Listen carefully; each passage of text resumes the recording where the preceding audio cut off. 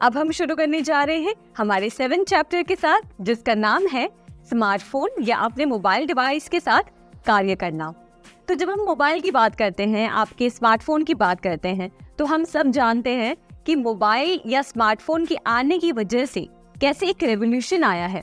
पहले जिस जमाने में हम लेटर्स के थ्रू कम्युनिकेट करते थे, आज वही काम कितना आसान हो गया है। हम यहाँ बैठे यूएस में, कनाडा में किसी को भी कॉल कर सकते हैं, ईमेल्स कर सकते हैं, मैसेजेस कर सकते हैं, फोटोज भेज सकते हैं और भी बहुत कुछ। तो मोबाइल की आने की वजह से हम सब जानते तो हैं कि मोबाइल ने एक बहुत ही बड़ा बदलाव लाया है।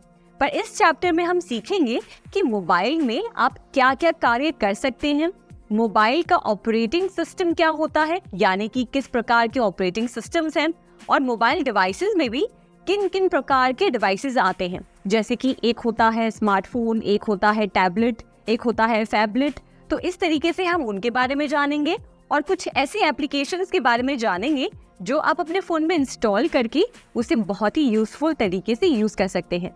तो अब आगे बढ़ते हुए हम जानते हैं कि स्मार्टफोन्स या फिर आपके मोबाइल डिवाइसेस किस प्रकार के होते हैं।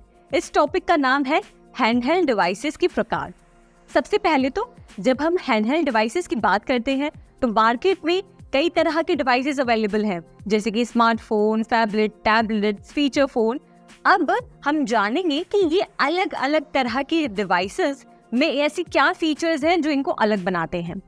तो इसमें हमारा सबसे पहला डिवाइस है फीचर फोन। फीचर फोन वो फोन है जो कीपैड वाला होता है, जो छोटा सा नोकिया या माइक्रोमैक्स और ये सब के फोन्स आते थे और अभी भी आते हैं, कई लोग यूज करते हैं, उसे कहते हैं फीचर फोन। अब इस फोन में और जो आप स्मार्टफोन यूज करते हैं उसमें क्या मेन फर्क है? सबसे मेन फर्क ये है कि फीचर फोन में आप एडवांस चीजें नहीं कर सकते हैं, जैसे कि हाई क्वालिटी ऑडियोज और वीडियोज रिकॉर्ड नहीं कर सकते हैं या फिर कोई गेम्स नहीं खेल सकते हैं। वो बस बेसिक चीजों के लिए वो फोन बना हुआ है। फीचर फोन में कीपैड्स होते हैं, जैसे कि हमारे लैपटॉप में होते हैं, वैसे ही फीचर फोन में कीपैड होते हैं और टच स्क्रीन नहीं होती है। इस वजह से आपको कीपैड के जरिए फोन को यूज करना होता है। तो इस पर आप कॉलिंग कर सकते हैं, इस पर आप टेक्स्ट मैसेजिंग कर सकते हैं, इस पर आप कैलेंडर देख सकते हैं, कॉन्टैक्ट सेव कर सकते हैं और भी कई तरह के काम कर सकते हैं। पर स्मार्टफोन के कंपैरिजन में ये थोड़ा सा लिमिटेड होता है, यानी कि आप हर तरह का काम नहीं कर सकते हैं। जैसे कि कुछ फोन्स में आप इंटरनेट ब्राउजिंग नहीं कर सकते हैं, या फिर जैसे हमारे ये जो स्मार्टफोन्स आते हैं इसमें हम वीडियो रिकॉर्ड कर पाते हैं, वो आप फीचर फोन में नहीं कर सकते हैं। तो ये था हमारे सबसे पहले मोबाइल डिवाइस का प्रकार, जिसका नाम है फीचर फोन। तो अब जानते हैं हमारे दूसरे टाइप के मोबाइल डिवाइस के बारे में, जिसे हम कहते हैं स्मार्टफोन। अब स्मार्टफोन ये वो मोबाइल डिवाइस है जो आप, मैं और हम सब पूरी दुनिया यूज कर रही है। स्मार्टफोन एक एडवांस वर्जन है, मान लीजिए फीचर फोन का। जैसे कि फीचर फोन में आप बस कॉलिंग कर सकते हैं, टेक्स्ट मैसेजेस भेज सकते हैं या कुछ लिमिटेड काम ही कर सकते हैं, वैसे ही स्मार्टफोन पे आप वो सारे काम कर सकते हैं जो शायद आपका कंप्यूटर भी करता है, जैसे कि गेमिंग करना, फोटो एडिट्स करना, वीडियो एडिटिंग करना या फिर कोई भी एडवांस लेवल का सॉफ्टवेयर यूज करना। तो एक स्मार्टफोन ऑपरेटिंग सिस्टम से चलता है। एक स्मार्टफोन में या तो एंड्रॉयड या तो iOS होता है, यानी कि एप्पल ऑपरेटिंग सिस्टम हो सकता है या फिर एंड्रॉयड ऑपरेटिंग सिस्टम हो सकता है, और ये स्मार्टफोन इस ऑपरेटिंग सिस्टम की हेल्प से काम करता है। अब हम जानते हैं कि फीचर फोन और स्मार्टफोन की अगर हम बात करें तो इन दोनों में मेन डिफरेंस क्या है। जैसे कि फीचर फोन में आपको लिमिटेड एप्लीकेशंस यूज करने का ही फायदा मिलता है, वहीं स्मार्टफोन में आप हर तरह के एप्लीकेशंस इंस्टॉल कर सकते हैं। दूसरी चीज, फीचर फोन में शायद आप फोटोज या वीडियोस ना क्लिक कर पाए, पर स्मार्टफोन में आजकल आप DSLR लेवल के फोटोज या वीडियोस क्लिक कर पाते हैं। जैसे मैं कई लोगों को जानती हूँ जो कंटेंट क्रिएटर्स हैं या फिर वीडियोग्राफर्स हैं, जो शूट करने के लिए अपने स्मार्टफोन का इस्तेमाल करते हैं। हो सकता है आप भी करते होंगे, तो ये एक मेन डिफरेंस है। फिर तीसरी चीज कि स्मार्टफोन थोड़ा सा महंगा आता है फीचर फोन से, जो कि जाहिर सी बात है, क्योंकि फीचर फोन में ज़्यादा आपको ज़्यादा वो सर्विसेज नहीं मिलते हैं। इस वजह से फीचर फोन सस्ते आते हैं और मार्केट में इतने नहीं बिकते हैं। वहीं हम स्मार्टफोन की बात करें तो मार्केट में सबसे ज़्यादा बिकने वाला फ़ोन है स्मार्टफोन, क्योंकि आप इसमें हर तरह के काम कर सकते हैं। आपको एक बात जान के बहुत ताज्जुब होगा कि आजकल आप चाहें तो नया स्मार्टफोन बस मात्र 4-5 हज़ार में आप खरीद सकते हैं। हाँ जी, ऐसे कुछ ब्रांड्स भी अवेलेबल हैं मार्केट में जहाँ पे आप स्मार्टफोन 4-5-6 हज़ार में भी आपको मिल जाते हैं, जो कि फीचर फ़ोन के मुकाबले ज़्यादा महंगा नहीं है, पर फीचर फ़ोन के मुकाबले बहुत ज़्यादा सर्विसेज प्रोवाइड करते हैं। तो ये हमने जाना स्मार्टफोन के बारे में। मुझे नहीं लगता कि स्मार्टफोन के बारे में हमें और ज़्यादा इंट्रोडक्शन की ज़रूरत है, क्योंकि आजकल सब कोई स्मार्टफोन यूज़ कर रहा है। चाहे हम किसी भी प्रोफेशन में हो, कोई भी काम करते हो, स्मार्टफोन हम सबके पास है और हम इस डिवाइस से वाकिफ़ हैं। अब हम बात करते हैं हमारे तीसरे टाइप के मोबाइल डिवाइस के बारे में, जिसका नाम है टैबलेट। अब टैबलेट की जब हम बात करते हैं तो आप समझिए कि टैबलेट कुछ ऐसा डिवाइस है जो स्मार्टफोन और आपके कंप्यूटर या लैपटॉप के बीच में आता है। यानी कि ना ही वो एक स्मार्टफोन है और ना ही वो एक कंप्यूटर या लैपटॉप है, वो कहीं बीच का एक डिवाइस है जो आपको दोनों तरह के काम परफॉर्म करने के लिए आपको वो सुविधा देता है। अब आपने टैबलेट कहीं ना कहीं देखा होगा या आप खुद यूज़ करते होंगे। जनरली ये टैबलेट आप समझिए प्रोफेशनल लोग यूज़ करते हैं या फिर स्टूडेंट्स यूज़ करते हैं जो कि चाहते हैं कि वो उस डिवाइस को कहीं पे भी लेकर घूम सके और कहीं पे भी पढ़ाई कर सके, अपना काम कर सके। कंप्यूटर हर जगह कैरी करना पॉसिबल तो है नहीं, पर लैपटॉप कैरी करना भी मुश्किल होता है। उन लोगों के लिए टैबलेट बहुत ही ज़्यादा कन्वीनियंट होता है, क्योंकि वो उतना बड़ा भी नहीं होता और आप उसको ईजिली अपने छोटे बैग में या फिर कहीं पे भी रख सकते हैं और इसका ज़्यादा वेट भी नहीं होता। तो एक तरह से मान लीजिए कि स्मार्टफोन आपका समझिए 4 to 5 इंचेस का आता है और कंप्यूटर या लैपटॉप काफ़ी बड़ी स्क्रीन वाला होता है। तो वैसे ही टैबलेट कहीं 7 से 8 इंच के बराबर होता है। ये ना ही स्मार्टफोन होता है और ना ही कंप्यूटर या लैपटॉप होता है, कहीं बीच का एक डिवाइस है जो आप यूज़ कर सकते हैं। टैबलेट में सबसे एक खास बात होती है कि टैबलेट एक टच स्क्रीन डिवाइस होता है, यानी कि आप उसे फिंगर से टैप करके उसे ऑपरेट कर सकते हैं। साथ ही साथ टैबलेट में एक स्टाइलिश डिवाइस होता है, यानी कि जैसे कि आप पेपर पे कुछ भी लिखते हैं, वैसे ही टैबलेट के साथ एक पेन आती है जिसके ज़रिए आप टैबलेट पे आइकन्स ओपन कर सकते हैं। इवन आप कोई ड्राइंग कर सकते हैं। इवन आप जो भी काम जो हम फ़ोन से टच स्क्रीन से करते हैं वो आप उस पेन के ज़रिए कर सकते हैं। अब टैबलेट की बात कर रहे हैं तो टैबलेट पे वो ऑपरेटिंग सिस्टम होता है जो आपके लैपटॉप या कंप्यूटर में होता है। टैबलेट को आप वाईफाई से कनेक्ट कर सकते हैं, साथ ही साथ आप उसमें अपना मोबाइल डेटा कनेक्ट करके भी इंटरनेट का एक्सेस ले सकते हैं। और कई सारे टैबलेट्स में डिटैचेबल कीबोर्ड्स होते हैं, यानी कि जैसे कि आपके लैपटॉप पे आपका स्क्रीन होता है और नीचे की तरफ कीबोर्ड वाला पार्ट होता है, वैसे ही कई सारे टैबलेट्स के साथ डिटैचेबल कीबोर्ड्स आते हैं। यानी कि जब आप टैबलेट को कीबोर्ड के साथ यूज़ करना चाहते हैं तो आप कीबोर्ड को अटैच कर सकते हैं, और जब आप चाहते हैं कि आप कीबोर्ड इस्तेमाल नहीं करना चाहते तो आप कीबोर्ड को डिटैच कर सकते हैं। तो ये बहुत ही कन्वीनियंट ऑप्शन है उन लोगों के लिए जो ऑफिस का काम, स्कूल का काम, कॉलेज का काम या कोई भी ऐसा प्रोफेशनल ड्राइंग, कोई आर्टिस्ट है, कोई काम जो अपने डिवाइसेस पे करते हैं जनरली, और वो चाहते हैं कि कन्वीनियंस ज़्यादा रहे, ज़्यादा वेट ना हो डिवाइस का, कहीं पे भी लेकर वो कैरी कर कर घूम सके। तो इस मामले में टैबलेट एक बहुत ही यूज़फुल डिवाइस है। अब बात करते हैं हमारे चौथे टाइप के मोबाइल डिवाइस के बारे में, जिसका नाम है फैबलेट। अब फैबलेट से आप क्या समझ पा रहे हैं? कुछ ऐसा लग रहा है कि शायद ये फ़ोन भी हो सकता है या शायद ये टैबलेट भी हो सकता है। तो हाँ, आप बिल्कुल सही सोच रहे हैं। ये आपके स्मार्टफोन या टैबलेट का एक कॉम्बिनेशन है।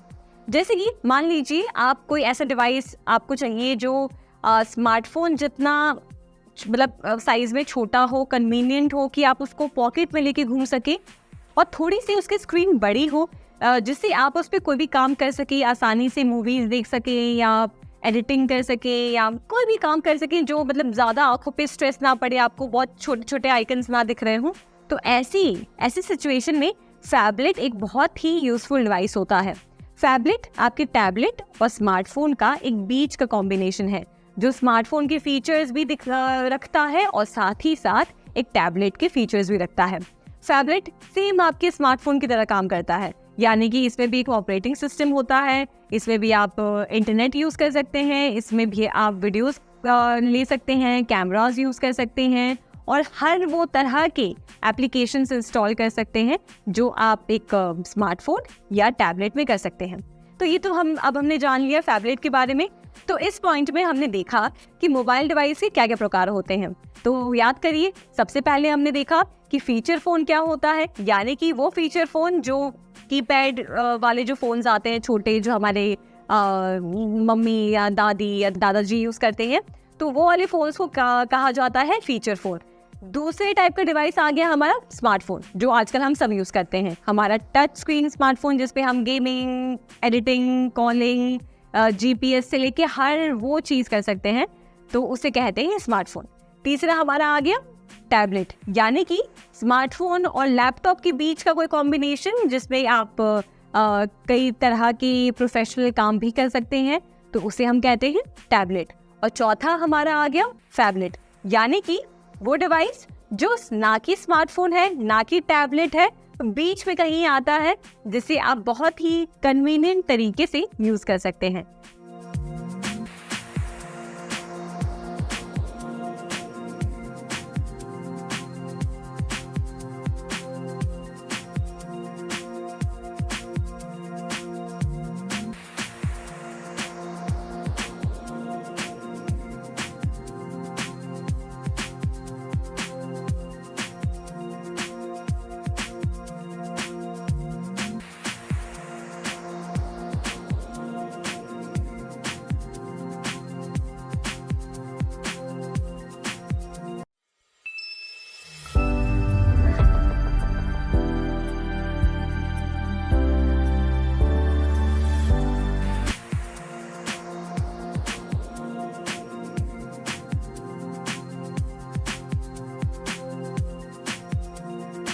अब चैप्टर में आगे बढ़ते हुए हम जानते हैं लोकप्रिय ऑपरेटिंग सिस्टम के प्रकार, यानी कि आपके मोबाइल डिवाइस को चलाने वाला जो सॉफ्टवेयर होता है, जो हम हमारे मोबाइल स्क्रीन पे देखते हैं, जो सारे आइकन्स होते हैं, जो सॉफ्टवेयर होता है, वो कितने प्रकार के आते हैं।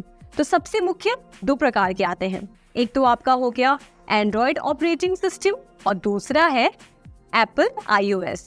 इन दोनों ही ऑपरेटिंग सिस्टम पे आजकल के सारे डिवाइसेस, आप मान लीजिए स्मार्टफोन डिवाइसेस, निर्धारित है। हर दूसरे इंसान की आप फ़ोन पर आप देखेंगे तो इन दोनों में से कोई ना कोई एक सॉफ्टवेयर तो इंस्टॉल ज़रूर होगा। तो थोड़ा सा हम जल्दी से रिवाइज कर लेते हैं कि मोबाइल ऑपरेटिंग सिस्टम होता क्या है। तो मोबाइल को चलाने के लिए जो सिस्टम इस्तेमाल होता है उसे कहते हैं mobile operating system. Mobile operating system मुख्य तरह से 2 प्रकार के होते हैं। सबसे पहला तो हो गया आपका एंड्रॉयड ऑपरेटिंग सिस्टम और दूसरा है एप्पल iOS। आज आप कहीं पे भी चले जाएं, किसी से भी पूछे, अगर आप उनका फ़ोन चेक करेंगे तो इन दोनों सॉफ्टवेयर्स में से एक सॉफ्टवेयर तो उनके फ़ोन में ज़रूर होगा। या तो वो एंड्रॉयड यूज़ कर रहे होंगे या तो वो एप्पल iOS यूज़ कर रहे होंगे। और ये एंड्रॉयड ऑपरेटिंग सिस्टम या फिर एप्पल iOS उनके फ़ोन को वर्केबल बनाता है, यानी कि उनके फ़ोन में जो भी हार्डवेयर है, जो भी चिपसेट है, उसके साथ मिलकर वो फ़ोन का एक प्रॉपर सिस्टम क्रिएट करता है, जिसके ज़रिए आप फ़ोन को यूज़ कर पाते हैं। जैसे कि इसको इस तरीके से समझिए, आपके फ़ोन में कैमरा है, ठीक है, बहुत ही अच्छा कैमरा है, पर अगर आपके फ़ोन में एक ऑपरेटिंग सिस्टम नहीं होगा तो आप उस कैमरा को यूज़ कैसे कर पाएंगे, यानी कि उस कैमरा से कम्युनिकेट कैसे कर पाएंगे कि मैं अभी पिक्चर क्लिक करना चाह रही हूँ या मैं वीडियो रिकॉर्ड करना चाह रही हूँ। तो ऑपरेटिंग सिस्टम आपके और डिवाइस के बीच में एक मीडिएटर का काम करता है, जो आप जो भी इंस्ट्रक्शंस उसे देते हैं वो फ़ोन से करवाता है। तो अब आगे बढ़ते हुए हम एंड्रॉयड ऑपरेटिंग सिस्टम और एप्पल iOS के बारे में थोड़ी सी जानकारी लेते हैं। तो सबसे पहला हमारा एंड्रॉयड ऑपरेटिंग सिस्टम। ये ऑपरेटिंग सिस्टम कर्नल पे बना है, जिसे बनाया है गूगल ने। गूगल वही सॉफ्टवेयर जिस पर आप ब्राउज करते हैं, अपना यूट्यूब यूज़ करते हैं, ये सारे एप्लीकेशंस यूज़ कर पाते हैं, उसी कंपनी ने इस एंड्रॉयड ऑपरेटिंग सिस्टम को बनाया है। ये एंड्रॉयड ऑपरेटिंग सिस्टम आपको, मान लीजिए हर 3 में से 2 लोगों के पास ये ऑपरेटिंग सिस्टम आपको उनके फ़ोन पे मिलेगा, ये बहुत ही ज़्यादा कन्वीनियंट ऑपरेटिंग सिस्टम है और मेरे ख्याल से सबसे अधिकतम यूज़ किए जाने वाला एक ऑपरेटिंग सिस्टम जो हम हमारे फ़ोन्स में देखते हैं वो है एंड्रॉयड ऑपरेटिंग सिस्टम। एंड्रॉयड एक ओपन सोर्स ऑपरेटिंग सिस्टम है जिसे जब चाहे तब प्रोग्रामर अपनी सहूलियत के हिसाब से चेंज कर सकता है। अब आपको एक इंटरेस्टिंग फैक्ट बताती हूँ। गूगल ने अपना पहला एंड्रॉयड ऑपरेटिंग सिस्टम लॉन्च किया था 2008 में, जिसका नाम है एस्ट्रो। आगे जाने के बाद इन्होंने दूसरे टाइप की ऑपरेटिंग सिस्टम्स को लॉन्च किया, यानी कि उनके दूसरे वर्जन्स को रिलीज किया जिसको नाम दिया गया बेंडर और कपकेक। आपको ये बात जान के हैरानी होगी कि फिर आगे जाकर गूगल ने अपने ऑपरेटिंग सिस्टम्स का नाम मिठाइयों पर और डिजर्ट्स पर रखना शुरू कर दिया। तो कुछ नाम आपको बताती हूँ, जैसे कि donut, eclair, froyo, gingerbread, honeycomb, ice cream sandwich, jelly bean, lollipop, marshmallow और ऐसे ऐसे नाम रखे जाते थे उस समय में। आज आप देखेंगे अपने एंड्रॉयड पर तो सबसे लेटेस्ट ऑपरेटिंग सिस्टम जो है उसका नाम है एंड्रॉयड 14। और अगर बात करते हैं कि एंड्रॉयड ऑपरेटिंग सिस्टम कितना यूज़फुल है और कितना मज़ेदार है, तो आप समझिए कि आज जितने भी लोग जो स्मार्टफोन्स यूज़ कर रहे हैं वो एंड्रॉयड को बहुत ही आसानी से चला पाते हैं। आप भी स्मार्टफोन यूज़ करते होंगे, आपको भी पता होगा कि अगर आप एंड्रॉयड यूज़ कर रहे हैं तो कितना ईजी और कन्वीनियंट है। उसमें जो ऐप्स हैं उन्हें आप आसानी से यूज़ कर सकते हैं, ओपन कर सकते हैं, क्लोज़ कर सकते हैं, अनइंस्टॉल कर सकते हैं। और एंड्रॉयड पे स्विच करते ही, या तो फिर अगर आप नए यूज़र हैं, कुछ ही दिनों में आपको उस ऑपरेटिंग सिस्टम की इतनी अच्छी हैबिट हो जाती है कि आपको फिर कोई दिक्कत नहीं होती है उस फ़ोन को ऑपरेट करने के लिए। तो एंड्रॉयड ऑपरेटिंग सिस्टम आज के ज़माने में सबसे इजी, कन्वीनियंट और सबसे यूज़ किए जाने वाला ऑपरेटिंग सिस्टम है। अब हम जानते हैं हमारे दूसरे तरह के ऑपरेटिंग सिस्टम के बारे में, जिसका नाम है एप्पल iOS। ये वही ऑपरेटिंग सिस्टम है जो आपके एप्पल स्मार्टफोन, आपके आईपैड और आपके मैक में यूज़ किया जाता है। तो अगर बात करें एप्पल iOS की, तो ये ऑपरेटिंग सिस्टम आप हर एक डिवाइस में यूज़ नहीं कर सकते। यानी कि जिस कंपनी ने इस ऑपरेटिंग सिस्टम को बनाया है वो स्पेसिफिकली एप्पल डिवाइसेस के लिए बनाया है। जैसे कि आपका आईफोन, आपका मैक, आपका आईपैड, बस उन्हीं डिवाइसेस पे ये ऑपरेटिंग सिस्टम डिज़ाइन किया गया है और उन्हीं पे ये काम करता है। और एक स्पेशल तरह का ऑपरेटिंग सिस्टम बनाया गया है स्पेशली एप्पल वॉचेस के लिए, जो थोड़ा सा एप्पल iOS की वर्जन से थोड़ा अलग होता है और वॉच के लिए स्पेशली डिज़ाइन किया गया है। तो इसी तरीके से एप्पल iOS पे आपको कई तरह के एप्लीकेशंस मिलते हैं, जैसे कि आप एंड्रॉयड में सारे वो काम करते हैं, कैमरा यूज़ करना, एप्लीकेशंस इंस्टॉल करना, अनइंस्टॉल करना, वही सारे काम आप एप्पल iOS में भी कर सकते हैं। कुछ लिमिटेशंस हैं दोनों में, कि हो सकता है कि कुछ काम आप एंड्रॉयड में ही कर सकते हैं और एप्पल में नहीं कर सकते हैं, और हो सकता है कि कुछ फीचर्स आप एप्पल में ही कर सकते हैं पर आपके एंड्रॉयड और ऑपरेटिंग सिस्टम में नहीं कर सकते हैं।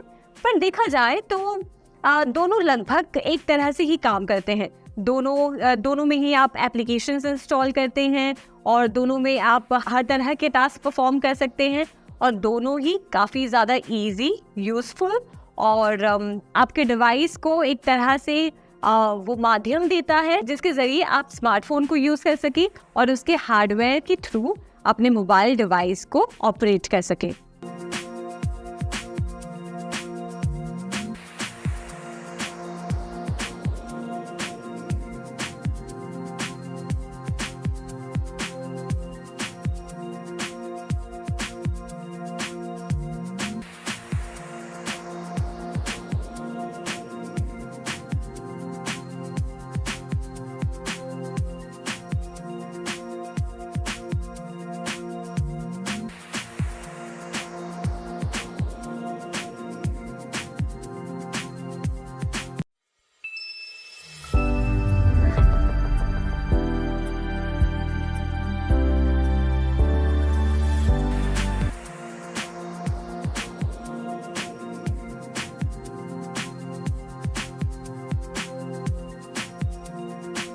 अब चैप्टर के इस सेक्शन में हम जानेंगे कि आप अपने फ़ोन में गूगल प्ले स्टोर को कैसे कॉन्फ़िगर कर सकते हैं।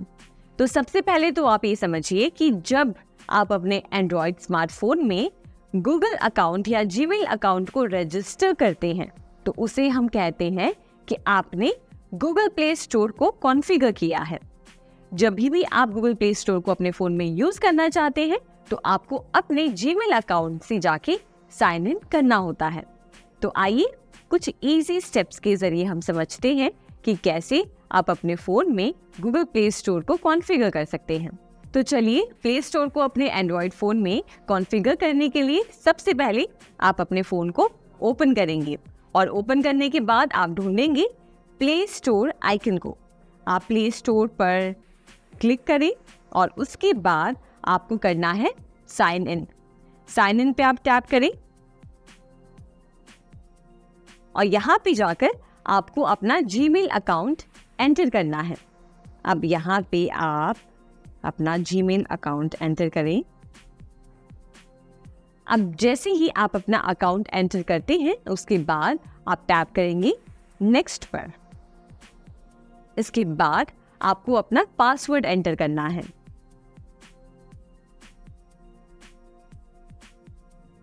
पासवर्ड एंटर करने के बाद आप टैप करेंगे नेक्स्ट पर। इसके बाद आप आई अग्री पे क्लिक करें, जिसके ज़रिए आप इनके सारे गूगल जो प्राइवेसी पॉलिसीज़ हैं उनको एक्सेप्ट करते हैं।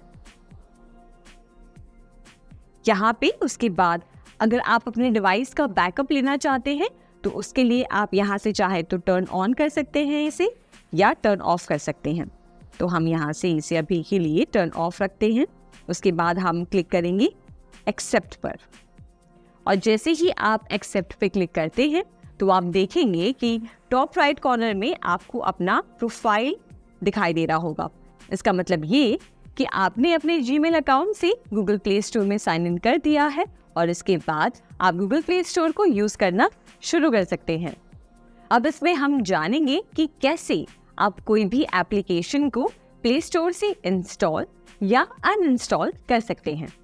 तो सबसे पहले स्टेप में आप अपना एंड्रॉयड फ़ोन ओपन करेंगे और फ़ोन ओपन करते ही आप टैप करें प्ले स्टोर पर और जैसे ही आप अपना प्ले स्टोर एप्लीकेशन ओपन करते हैं आपको लेफ्ट साइड एक मैग्नीफाइंग ग्लास का आइकन नज़र आ रहा होगा।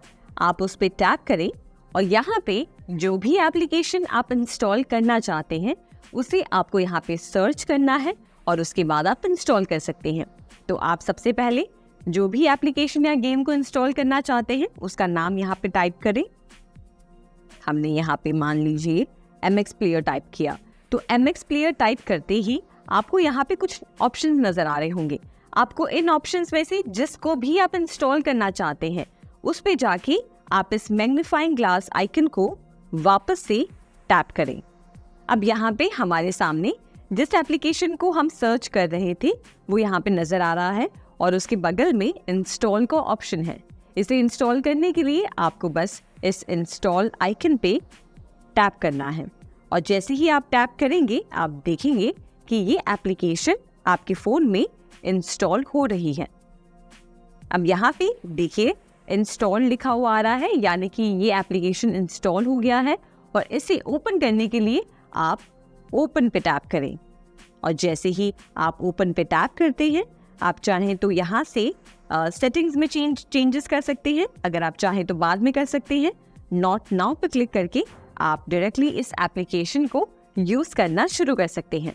तो ये हमने जाना कि कैसे आप प्ले स्टोर से कोई भी एप्लीकेशन को इंस्टॉल कर सकते हैं। ऐसे ही आप प्ले स्टोर पे और भी एप्लीकेशंस को एक्सप्लोर करके अपने फ़ोन में इंस्टॉल कर सकते हैं।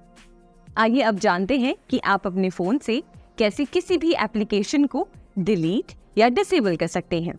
यानी कि अगर समझिए आपके फ़ोन में कुछ ऐसे एप्लीकेशंस हैं जिन्हें आप यूज़ नहीं कर रहे हैं और आपको लगता है कि अब आप उन्हें डिलीट करना चाहते हैं, तो वो आप आसानी से कर सकते हैं। इसके लिए आपको अपने फ़ोन में आना है और फ़ोन में आकर आप जाएंगे सेटिंग्स में। सेटिंग्स में जाने के बाद आपको अपने फ़ोन में एप्लीकेशन का ऑप्शन नज़र आएगा। मेरे फ़ोन में अगर आप देखेंगे तो ये ऐप्स नाम से है। हो सकता है आपके फ़ोन में ये एप्लीकेशन मैनेजर के नाम से हो। तो मैं यहाँ पर ऐप्स को सिलेक्ट करूँगी। उसके बाद मुझे जाना है ऐप मैनेजमेंट में। आप यहाँ पे ऐप मैनेजमेंट में जाएं और यहाँ पे मेरे फ़ोन में जो भी एप्लीकेशंस है वो यहाँ पे आपको नज़र आ रही होंगी। उसके बाद जिस भी एप्लीकेशन को आप अनइंस्टॉल करना चाहते हैं यानी कि डिलीट करना चाहते हैं उस एप्लीकेशन को सिलेक्ट करें।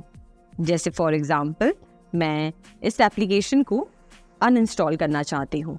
उसे सिलेक्ट करने के बाद हमें बस कुछ नहीं करना है, हमें टैप करना है अनइंस्टॉल पर और उसके बाद ओके। और जैसे ही आप ये करते हैं तो आप जिस भी एप्लीकेशन को अनइंस्टॉल कर रहे थे अब वो आपके फ़ोन से अनइंस्टॉल यानी कि डिलीट हो गया होगा। अब यहीं पे आपको एक बात बता दूं कि कुछ ऐसे एप्लीकेशंस होते हैं आपके फ़ोन में जिन्हें आप अनइंस्टॉल या डिलीट नहीं कर सकते हैं। ये कुछ ऐसी एप्लीकेशंस हैं जो आपके फ़ोन में पहले से ही आते हैं, पहले से ही प्री इंस्टॉल्ड आते हैं, पर आपके पास एक ऑप्शन ज़रूर होता है, वो ये कि आप इन एप्लीकेशंस को डिसेबल कर सकते हैं। इन्हें डिसेबल करने के लिए आपको उन एप्लीकेशन को सिलेक्ट करना है। आप उन पर लॉन्ग प्रेस करें। लॉन्ग प्रेस करने के बाद आप यहाँ पे इन्फो वाले ऑप्शन में जाके उन्हें यहाँ से डिसेबल कर सकते हैं। जैसे ही आप डिसेबल ऐप पे टैप करेंगे तो ये एप्लीकेशन अब आपको नज़र नहीं आएगी। और जैसे ही आप इस एप्लीकेशन को वापस से एनेबल करना चाहते हैं तो आप वापस जाएंगे सेटिंग्स में। सेटिंग्स में जाने के बाद आप ऐप्स में जाएं, ऐप मैनेजमेंट में जाएं और जो एप्लीकेशन को आप एनेबल करना चाहते हैं उसे सर्च करें और यहाँ से एनेबल पे क्लिक करके उसे वापस से एनेबल कर दें। इस तरीके से जो प्री इंस्टॉल्ड ऐप्स आपके फ़ोन में आते हैं उन्हें आप आसानी से डिसेबल कर सकते हैं। तो आइए अब आगे बढ़ते हुए हम जानते हैं कि आप प्ले स्टोर को कैसे एक्सप्लोर कर सकते हैं और एप्लीकेशंस कैसे अपने फ़ोन में इंस्टॉल कर सकते हैं। तो यहाँ पे हमने प्ले स्टोर को ओपन किया और उसके बाद आप अगर नीचे स्क्रॉल करेंगे तो यहाँ पे देखिए सजेस्टेड फॉर यू का ऑप्शन है, जहाँ पे हमारे लिए कुछ सजेशंस हैं ऐप्स के, वो आप देख सकते हैं। यहाँ पे एडिटर्स चॉइस ऐप्स है, जहाँ पे आप देखिए बहुत सारे एप्लीकेशंस आपको नज़र आ रहे होंगे। ये कुछ बिजनेस टूल्स हैं, ये प्रोडक्टिविटी एप्लीकेशंस हैं।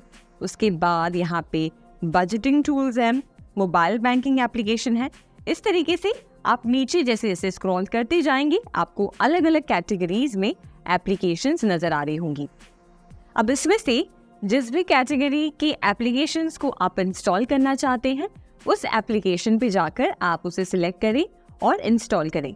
समझ लीजिए हमने बिजनेस टूल्स में से हमें माइक्रोसॉफ्ट एक्सेल एप्लीकेशन को इंस्टॉल करना है, तो हम इस पे टैप करेंगे और यहाँ से हम इंस्टॉल पे क्लिक करके इसे इंस्टॉल कर सकते हैं। आप चाहें तो इस एप्लीकेशन के बारे में और इन्फॉर्मेशन ले सकते हैं। अबाउट दिस ऐप में जाकर यहाँ पे आपको एप्लीकेशन से रिलेटेड सारी इन्फॉर्मेशन मिल जाती है। आप अगर बैक आएंगे तो बैक आकर आप यहाँ पे इस एप्लीकेशन से रिलेटेड और भी डिटेल्स देख सकते हैं।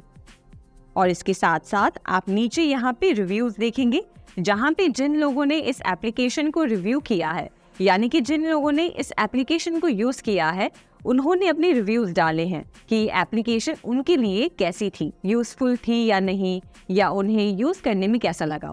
तो यहाँ पे आप चाहे तो इस रिव्यूज़ को पढ़ सकते हैं। अब अगर आप नीचे की तरफ देखेंगे तो यहाँ पे सिमिलर ऐप्स में आपको वो सारी एप्लीकेशंस नज़र आएंगी जो आप जिस ऐप को इंस्टॉल करना चाह रहे हैं उससे कुछ सिमिलर है। तो आप चाहे तो ये ऐप्स को एक्सप्लोर कर सकते हैं। उसी के साथ साथ आप यहाँ पे देखेंगे तो पीपल ऑल्सो इंस्टॉल्ड के ऑप्शन में यहाँ पे वो एप्लीकेशंस है जो लोगों ने अपने फ़ोन में इंस्टॉल कर रखे हैं। तो इस तरीके से आप इन एप्लीकेशंस को एक्सप्लोर करें। इसी के साथ अगर आप यहाँ पे राइट स्वाइप करेंगे ऊपर की तरफ तो कैटेगरीज में जाकर आपको अलग अलग कैटेगरीज के हिसाब से आप एप्लीकेशन इंस्टॉल कर सकते हैं। आप चाहे तो वॉच ऐप्स यहाँ से इंस्टॉल कर सकते हैं, आप चाहे आर्ट एंड डिज़ाइन से रिलेटेड एप्लीकेशन एक्सप्लोर कर सकते हैं। इस तरह से आप प्ले स्टोर पे जाकर अलग अलग कैटेगरीज में ऐप्स को एक्सप्लोर कर सकते हैं और अपने यूज़ के हिसाब से उन्हें इंस्टॉल कर सकते हैं।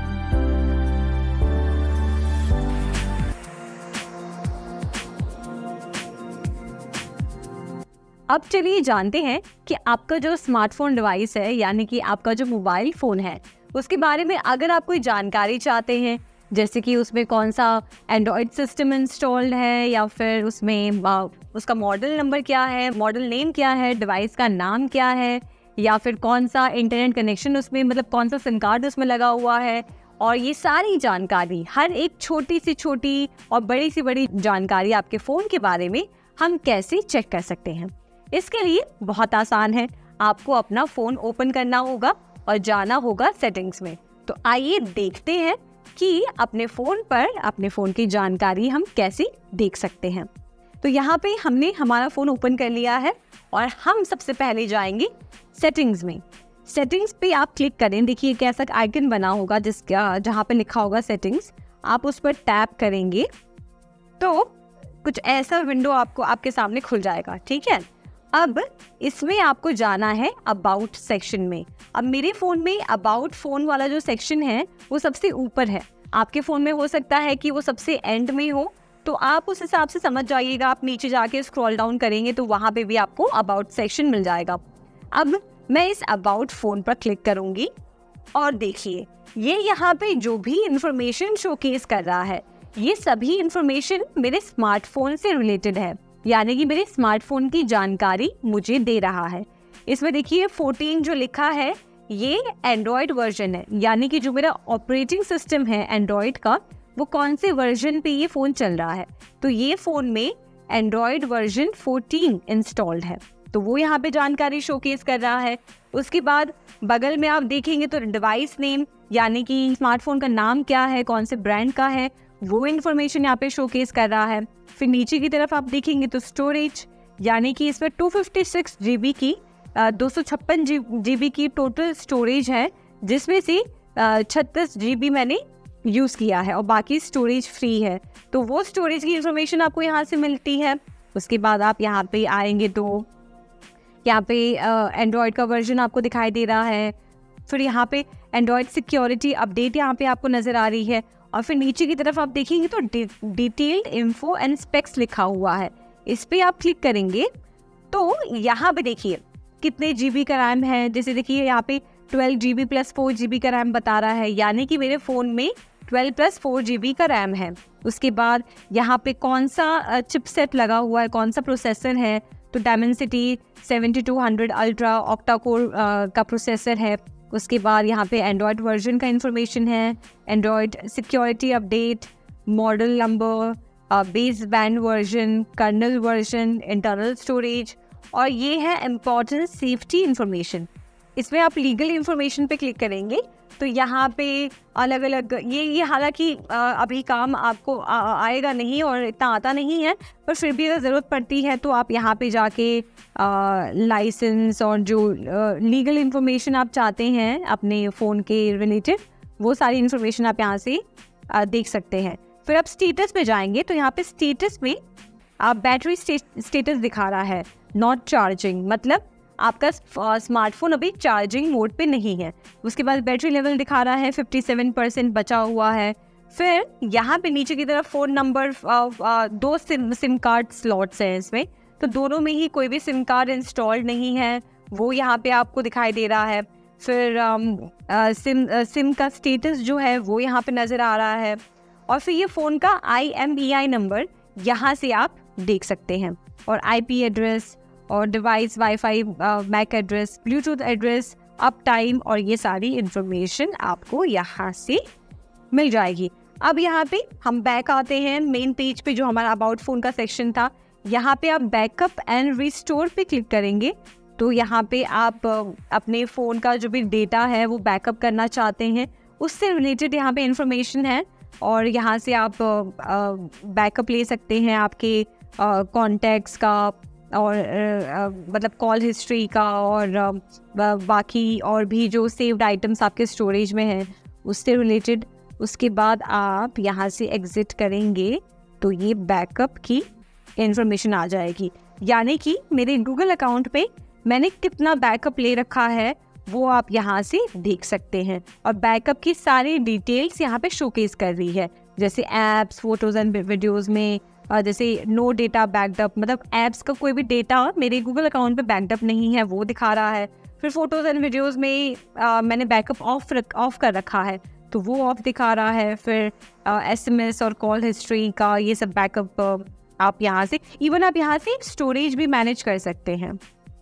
अब यहाँ पे जाएंगे तो आपको दिखेगा कि आपका जो गूगल अकाउंट है उसमें कितना स्टोरेज यूज़ हुआ है, यानी कि गूगल ड्राइव में कितना स्टोरेज यूज़ हुआ है, जीमेल में कितना स्टोरेज यूज़ हुआ है, या गूगल फोटोज़ में कितना स्टोरेज यूज़ हुआ है।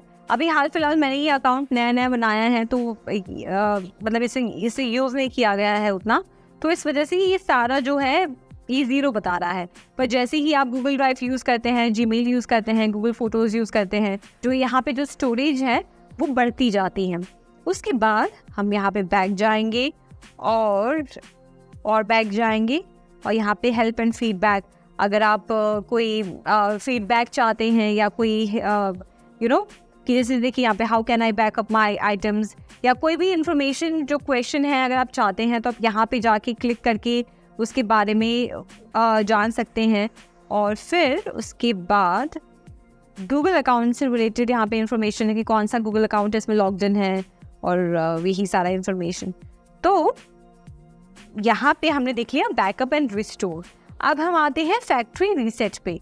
अब फैक्ट्री रीसेट क्या है कि जनरली जब आप चाहते हैं कि आप अपना फ़ोन आप यूज़ नहीं कर रहे हैं या आप अपना फ़ोन किसी और को बेच रहे हैं और आप चाहते हैं कि इसका सारा जो भी डेटा है आपने अपने किसी और डिवाइस में स्टोर कर दिया है। मान लीजिए मैंने मेरे फ़ोन से लैपटॉप में सारे फ़ोटोज़, वीडियोज़ और जो भी स्टोरेज है, म्यूज़िक है, वो सब ट्रांसफ़र कर दिया है। अब मैं इस फ़ोन को किसी और को देना चाहती हूँ और मैं चाहती हूँ कि मेरा जो डेटा है इसमें से डिलीट हो जाए, कुछ भी इसमें ना बचे। तो उसके लिए मैं यहाँ पर फैक्ट्री रीसेट में आके यहाँ पे इरेज ऑल डेटा करूँगी तो सारा जो भी फ़ोन का डेटा है वो सारा डिलीट हो जाएगा। अब इसमें क्या क्या डिलीट होगा देखिए, कॉन्टैक्ट्स आपके डिलीट होंगे, फोटोज़ एंड वीडियोज़ डिलीट होंगे, applications, accounts, backups, SD card, सारा सब पूरा डेटा जो है वो रीसेट हो जाएगा। यानी कि जैसा आपका फ़ोन नया था पहले कि कोई इंफॉर्मेशन नहीं थी, फ़ोटोज़ नहीं थे, वीडियोज़ नहीं थे, बैक वही स्टेज पे वो पहुंच जाएगा। उसके बाद नीचे की तरफ आपको यहाँ पे सर्टिफिकेशन मिल जाता है आपके डिवाइस का। देखिए मॉडल नंबर और BIS स्टैंडर्ड मार्क दिया गया है और ये आपके फ़ोन का सर्टिफिकेशन है। तो इस तरीके से ज़रूरत पड़ने पर या अगर आप सिर्फ इंफॉर्मेशन चाहते हैं तो अपने फ़ोन के सेटिंग्स में जाकर, अबाउट फ़ोन में जाकर आप अपने फ़ोन के बारे में सारी डिटेल जान सकते हैं।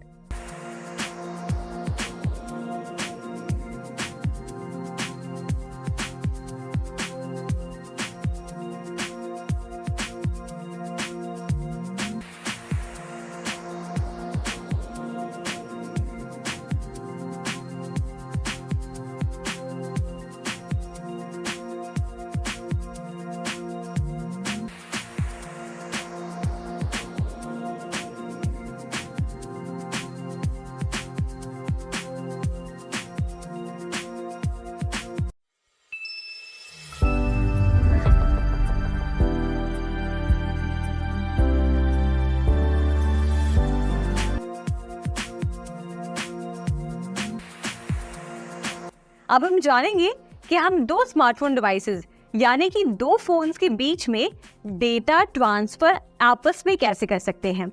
अब जब डेटा ट्रांसफर करने की बात आती है तो उसमें आप फोटोज, वीडियोस, म्यूजिक, डॉक्यूमेंट्स, हर तरह की फाइल्स ट्रांसफर कर सकते हैं।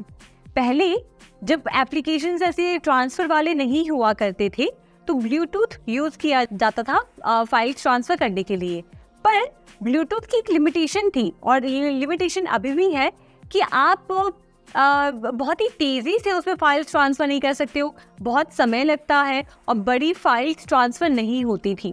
पर कुछ एप्लीकेशंस के ज़रिए जो प्ले स्टोर पे अवेलेबल हैं उन्हें इंस्टॉल करके हम एक डिवाइस से दूसरे डिवाइस में फाइल्स आसानी से ट्रांसफ़र कर सकते हैं। ये एप्लीकेशंस आप तब यूज़ कर सकते हैं जैसे समझिए आपने कोई वेडिंग फंक्शन या कोई सेलिब्रेशन या कोई ओकेशन की अपने फ़ोन में बहुत सारी फ़ोटोज़ खींची है।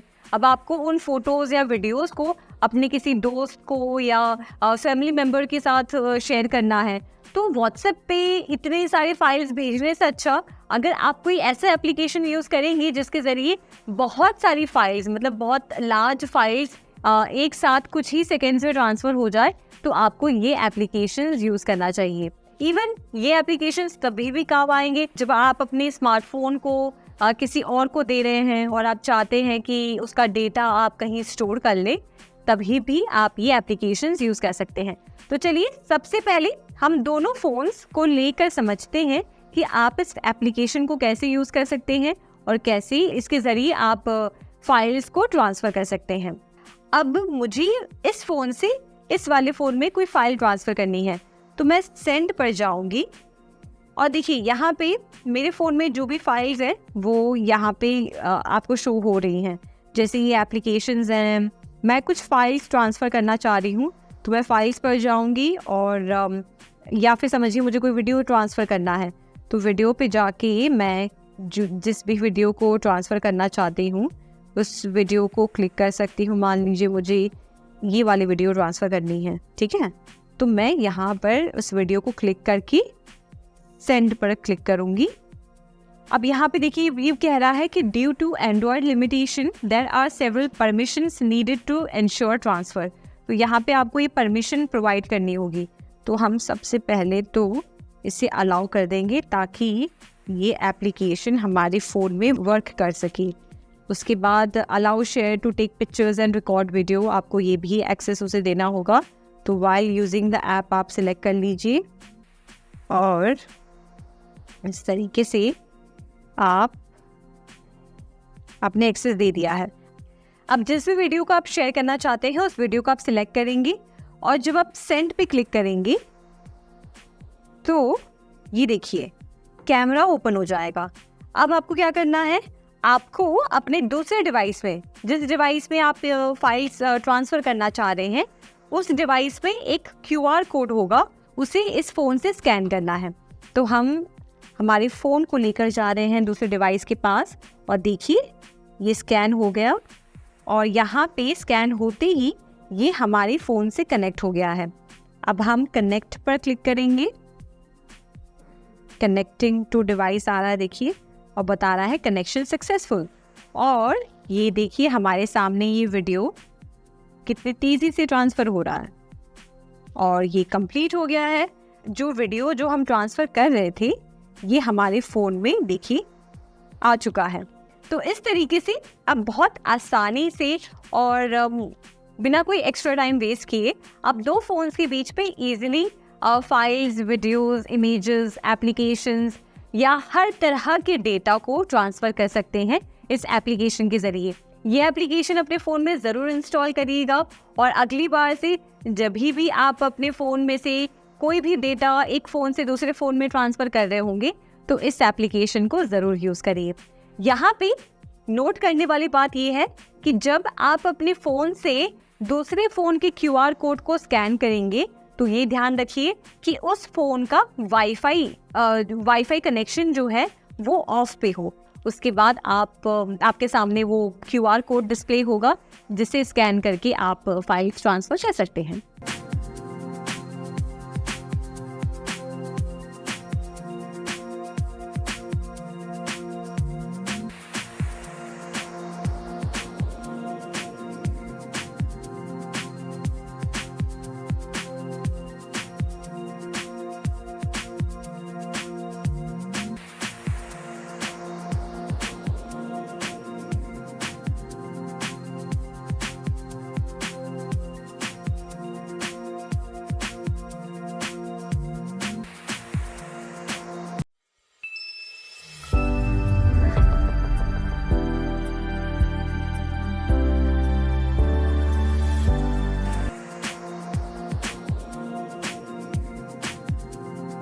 अब चैप्टर में आगे बढ़ते हुए इस सेक्शन में हम जानेंगे कि कैसे आप गूगल मैप्स का इस्तेमाल करके अपने रास्ते को खोज सकते हैं, यानी कि अपनी डेस्टिनेशन तक पहुंचने के लिए कैसे आप गूगल मैप्स का इस्तेमाल करके डायरेक्शंस को जान सकते हैं। गूगल मैप्स एक ऐसा यूजफुल एप्लीकेशन है जिसका यूज करके आप अपने करंट लोकेशन से अपने डेस्टिनेशन तक पहुंचने के लिए पाथ या फिर डायरेक्शंस को जान सकते हैं। तो आइए आप जानते हैं कि कैसे आप गूगल मैप्स पे किसी भी लोकेशन को ढूंढ सकते हैं। गूगल मैप्स पे किसी भी लोकेशन को सर्च करने के लिए आप सबसे पहले अपने फ़ोन में गूगल मैप्स को ओपन करेंगे। सबसे पहले जब आप गूगल मैप्स ओपन करेंगे तो आप देखेंगे कि आपके सामने एक मैप नज़र आ रही है। इस मैप में आप अपना करंट लोकेशन देख सकते हैं। यहाँ पे अगर आप जूम इन करेंगे तो आप एग्जैक्ट अपनी करंट लोकेशन देख पाएंगे। अपने आसपास की जो भी लोकेलिटीज़ में कौन सी जगह है वो देख पाएंगे। अगर आप जूम आउट करते हैं तो आप मैप को एक और वाइडर पिक्चर के साथ देख सकते हैं।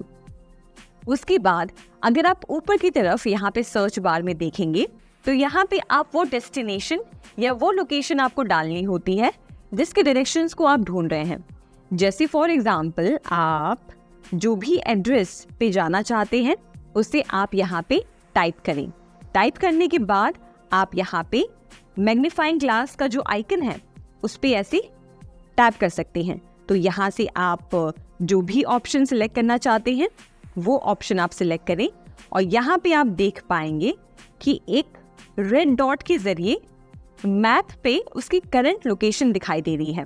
अब मान लीजिए अगर आप कोई फेमस लैंडमार्क या कोई फेमस स्पॉट या कोई फेमस लोकेशन है वहां तक अगर आप पहुंचना चाहते हैं तो आप डायरेक्टली जाके सर्च बार में जाकर आप उस लोकेशन को डाल सकते हैं। जैसे फॉर एग्जांपल अगर हम ये लोकेशन डालते हैं और अगर हम जाके मैग्नीफाइंग ग्लास आइकन पे टैप करते हैं तो इससे रिलेटेड जो भी ऑप्शंस हैं वो आपको दिखा देगा। अब आप चाहें तो यहाँ पे जाके आप उसे सिलेक्ट कर सकते हैं। इवन आप मैप को जूम इन करके भी अपने ऑप्शंस को एक्सप्लोर कर सकते हैं और उस एग्जैक्ट लोकेशन को टैप करके सिलेक्ट कर सकते हैं। और आप देखेंगे कि जैसे ही आप टैप करते हैं तो यहाँ पे वो आपको डायरेक्शंस को स्टार्ट करने का ऑप्शन दे देता है। तो इस तरीके से आप गूगल मैप्स पे जाकर अपने डेस्टिनेशन की एड्रेस डालकर उसकी डायरेक्शंस को सर्च कर सकते हैं। अब आइए जानते हैं जिस भी डेस्टिनेशन को आपने सिलेक्ट किया था उसके डायरेक्शंस को आप कैसे ढूंढ सकते हैं। तो यहाँ पे जिस डेस्टिनेशन को हमने सिलेक्ट किया था वहाँ पे सिलेक्ट करते ही आप देखेंगे कि नीचे की तरफ एक डायरेक्शंस नाम का आइकन नजर आ रहा होगा आपको। इस डायरेक्शंस पे आपको क्लिक करना है।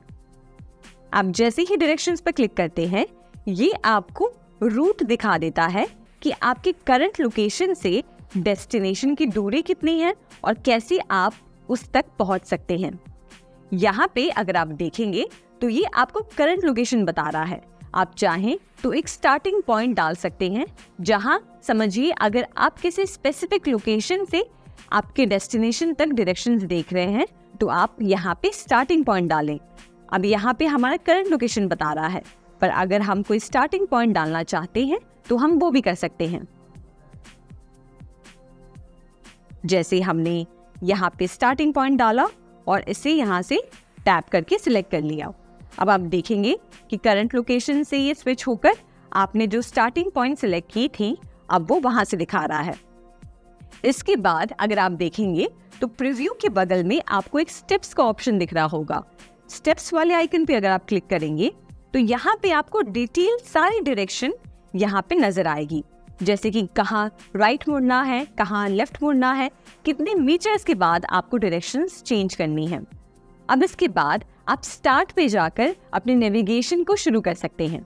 जैसे ही आप स्टार्ट पे टैप करते हैं तो देखिए ये आपको रूट दिखाना शुरू कर रहा है, यानी कि अब आप इस रूट को फॉलो करते हुए अपने डेस्टिनेशन तक आराम से पहुंच सकते हैं।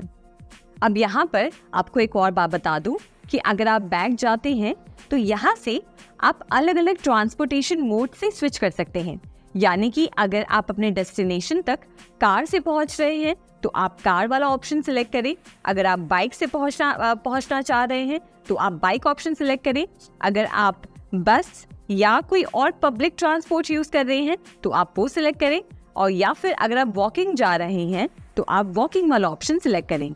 अपने सही ट्रांसपोर्टेशन मोड सिलेक्ट करने से गूगल मैप्स आपको सही टाइम एस्टिमेशन यानी कि आपको कितना समय लगेगा अपने डेस्टिनेशन पे पहुंचने के लिए, और सबसे आसान रूट और कितना ट्रैफिक है वो सही से आपको बता पाता है। तो इसलिए अपने डायरेक्शंस को सिलेक्ट करने से पहले और स्टार्ट करने से पहले ट्रांसपोर्टेशन मोड ज़रूर सिलेक्ट करें, और इस तरीके से आप गूगल मैप्स का इस्तेमाल करके अपने डेस्टिनेशन तक आसानी से पहुंच सकते हैं।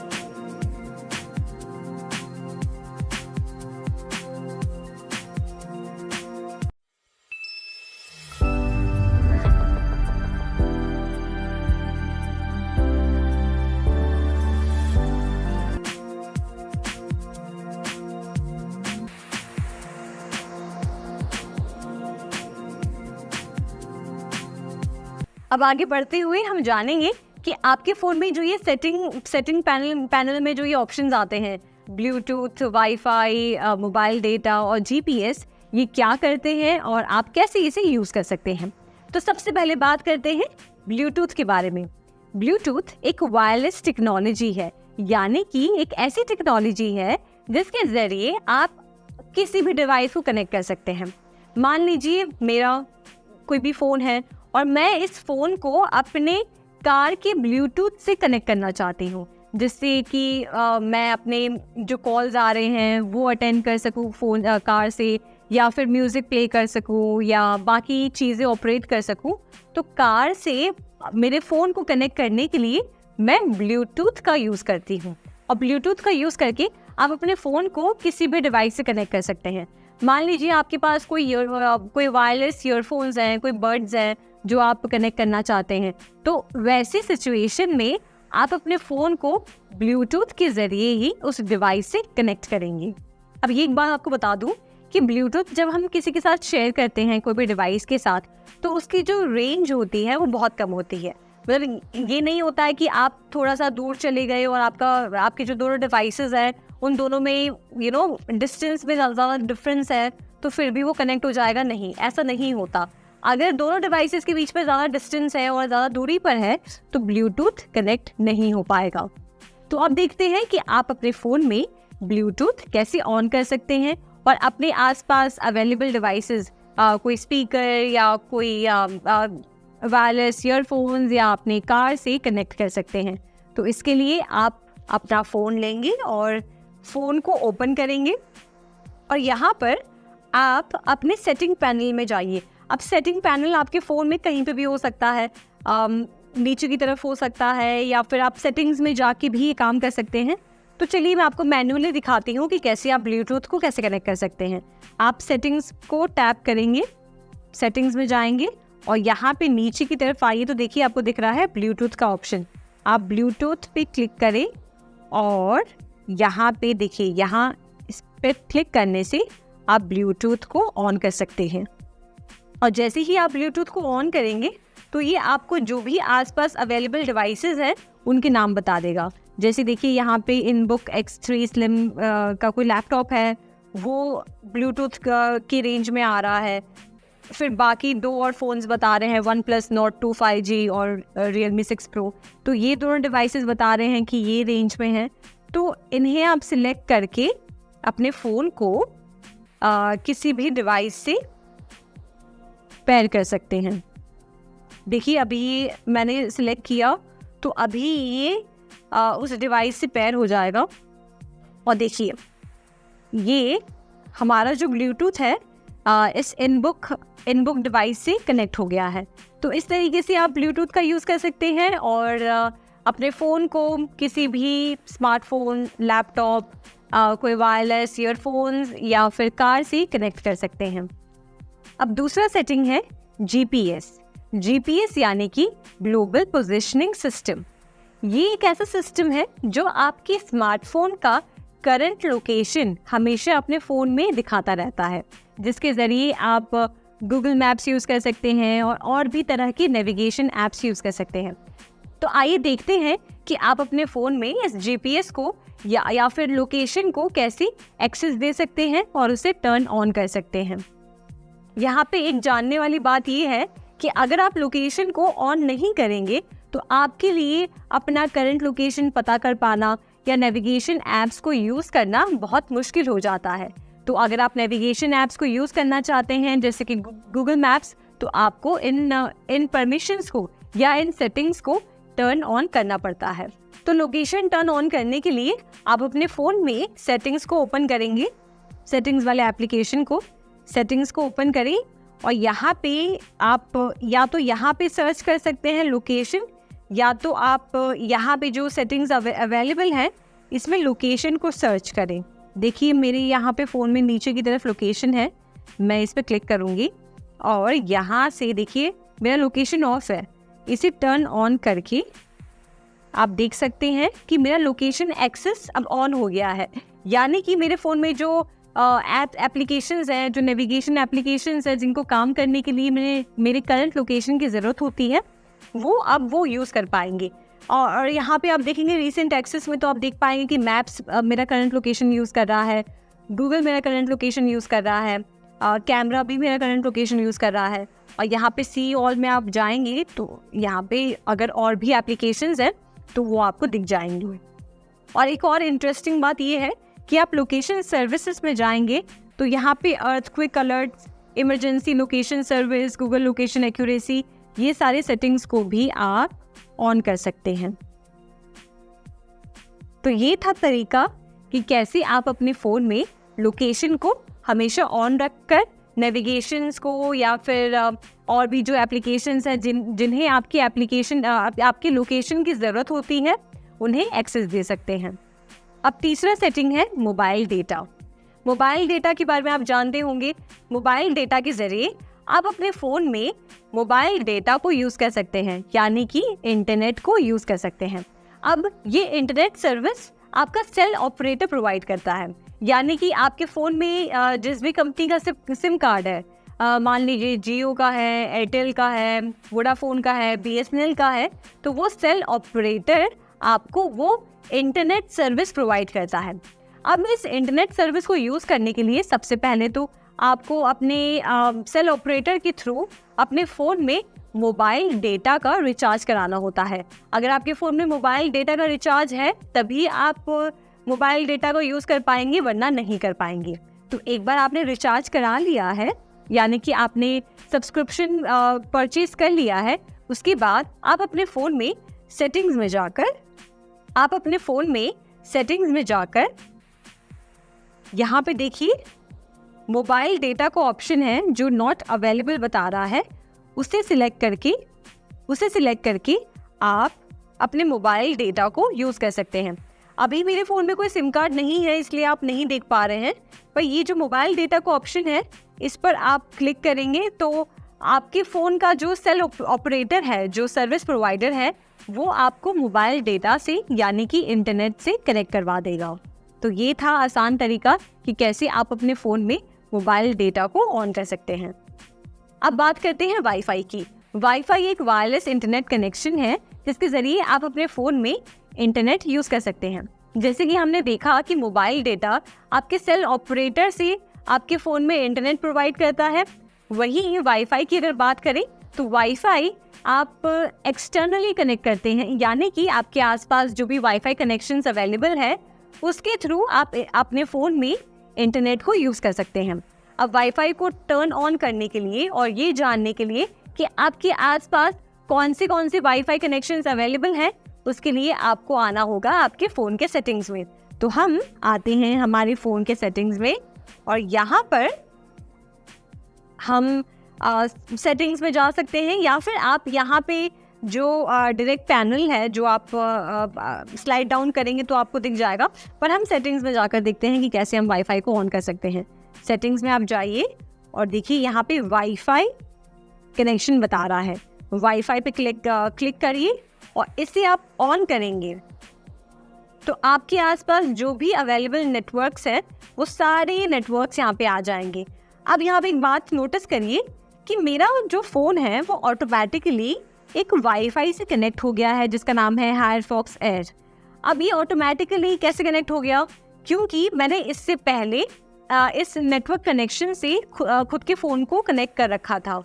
तो वाईफाई क्या करता है कि जब आप एक बार किसी भी कनेक्शन से कनेक्ट करते हैं और पासवर्ड से लॉगिन करते हैं और पासवर्ड मतलब एंटर करके आप जब उस नेटवर्क से कनेक्ट करते हैं, तो ऑटोमेटिकली जब आप दूसरी बार वाईफाई ऑन करते हैं और अगर वो वाईफाई आपके रेंज में है तो आपका फ़ोन ऑटोमेटिकली उसे कैचअप कर लेता है और कनेक्ट हो जाता है। तो ये इतना आसान है।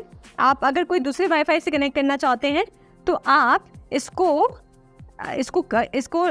ना छेड़ते हुए जिस भी वाईफाई कनेक्शन से आप कनेक्ट करना चाहते हैं उस पर आप क्लिक करें और फिर पासवर्ड डालें और कनेक्ट पे क्लिक करें और ऑटोमेटिकली आपका फ़ोन वाईफाई से कनेक्ट हो जाएगा। अब इसमें हम जानेंगे कि कैसे आप अपने फ़ोन में एक स्क्रीन लॉक सेट कर सकते हैं। तो आइए जानते हैं। स्क्रीन लॉक एक कंप्यूटर यूज़र इंटरफेस है जिसके ज़रिए आप अपने मोबाइल को किसी पासवर्ड, पैटर्न या पिन को सेट करके प्रोटेक्ट कर सकते हैं। यानी कि अगर कोई और आपका डिवाइस, आपका मोबाइल यूज़ करना चाहता है तो उन्हें सबसे पहले आपसे आपके फ़ोन का पासवर्ड मांगना होगा, उसके बाद ही वो आपके फ़ोन को ओपन कर सकते हैं। तो आइए जानते हैं कि आप अपने फ़ोन में कैसे एक स्क्रीन लॉक सेट कर सकते हैं। इसके लिए आपको अपने फ़ोन को ओपन करना है। तो यहाँ पे फ़ोन ओपन करते ही आप सबसे पहले जाएंगे सेटिंग्स में। सेटिंग्स को आप टैप करें और आप सर्च करें सिक्योरिटी एंड प्राइवेसी। जैसे ही आपको सिक्योरिटी एंड प्राइवेसी मिलता है, आप उस ऑप्शन पे टैप करें और देखिए कि वहाँ पे एक स्क्रीन लॉक सेट करने का ऑप्शन होगा। जैसे ही आप सेट स्क्रीन लॉक पे टैप करते हैं तो यहाँ आप देखेंगे 3 ऑप्शंस हैं जिसे यूज़ करके आप अपने फ़ोन को लॉक कर सकते हैं। सबसे पहला ऑप्शन है न्यूमेरिक। न्यूमेरिक में आप नंबर्स का यूज़ करके अपने फ़ोन को लॉक कर सकते हैं। दूसरा ऑप्शन है अल्फ़ा न्यूमेरिक, जिसमें आप अल्फ़ाबेट्स और नंबर्स का यूज़ करके अपने फ़ोन को लॉक कर सकते हैं। और तीसरा है पैटर्न, जिसमें आप कोई पैटर्न बनाकर अपने फ़ोन को लॉक कर सकते हैं। तो ये हमने जाना कैसे आप अपने स्मार्टफोन डिवाइस में एक स्क्रीन लॉक सेट कर सकते हैं। अब इस टॉपिक में हम बात करेंगे मोबाइल हॉटस्पॉट के बारे में। मोबाइल हॉटस्पॉट आप यूज़ भी करते होंगे, आपने सुना भी होगा। और अगर आप पहली बार यूज़ कर रहे हैं और आप अगर इस सेटिंग के बारे में नहीं जानते हैं तो मैं बता दूं, ये एक ऐसी सिंपल सेटिंग है जिसके ज़रिए आप अपने फ़ोन का इंटरनेट किसी भी दूसरे डिवाइस के साथ शेयर कर सकते हैं। यानी कि समझिए ऐसा कोई सिचुएशन है जहाँ पे आप कहीं बाहर हैं या घर पर किसी के फ़ोन का इंटरनेट कनेक्शन सही से नहीं वर्क कर रहा, या फिर हो सकता है कि उनका इंटरनेट पैक सब्सक्रिप्शन ख़त्म हो गया है। तो ऐसे सिचुएशन में आप उनके साथ अपना इंटरनेट शेयर कर सकते हैं जिसके ज़रिए वो अपने फ़ोन में आपका इंटरनेट यूज़ कर पाएंगे। ये करने के लिए एक बहुत ही सिंपल और बहुत ही ईजी तरीका है जो आपको सेटिंग में जाके करना होता है। तो चलिए अब देखते हैं कि आप अपने फ़ोन से दूसरे फ़ोन में इंटरनेट को कैसे ट्रांसफ़र कर सकते हैं या फिर इंटरनेट कैसे शेयर कर सकते हैं। अब यहाँ इस सिचुएशन में मैं आपको बताती हूँ कि मेरे पास 2 फ़ोन्स हैं और मैं चाह रही हूँ कि मेरे जो इस फ़ोन में इंटरनेट है वो दूसरे फ़ोन में भी चले, वो दूसरे फ़ोन में भी वो इंटरनेट एक्सेस कर पाए। तो यहाँ पर मुझे कुछ नहीं करना, मुझे अपने सेटिंग्स में जाना है और सेटिंग्स में जाकर पोर्टेबल हॉटस्पॉट को क्लिक करना है। पोर्टेबल हॉटस्पॉट को क्लिक करने के बाद ये देखिए यहाँ पे ऑन है। अगर ये ऑफ है तो आप इसे ऑन कर लीजिए और आप इसे सेटअप भी कर सकते हैं। यहाँ से देखिए इसका पासवर्ड नज़र आ रहा है। मैं चाहूँ तो इसका पासवर्ड जो चाहे वो ऐड कर सकती हूँ और यहाँ से आप राइट क्लिक करेंगे, राइट पे टैप करेंगे तो ये पासवर्ड 34567890 ये पासवर्ड यहाँ पे सेट हो गया है। अब जैसे कि मैं दूसरे फ़ोन में ये हॉटस्पॉट कनेक्ट करना चाहती हूँ वाईफाई के ज़रिए, तो मुझे मेरे फ़ोन में जाना होगा और वाईफाई को ऑन करना होगा। वाईफाई को ऑन करते ही देखिए ये भले ही इस फायरफॉक्स एयर वाईफाई से कनेक्ट हो गया है, पर मैं चाहती हूँ कि ये मेरे फ़ोन की वाईफाई से कनेक्ट हो। तो मैं इसे सिलेक्ट करके यहाँ पे जो पासवर्ड हमने मेंशन किया था वो यहाँ से हम देख सकते हैं, और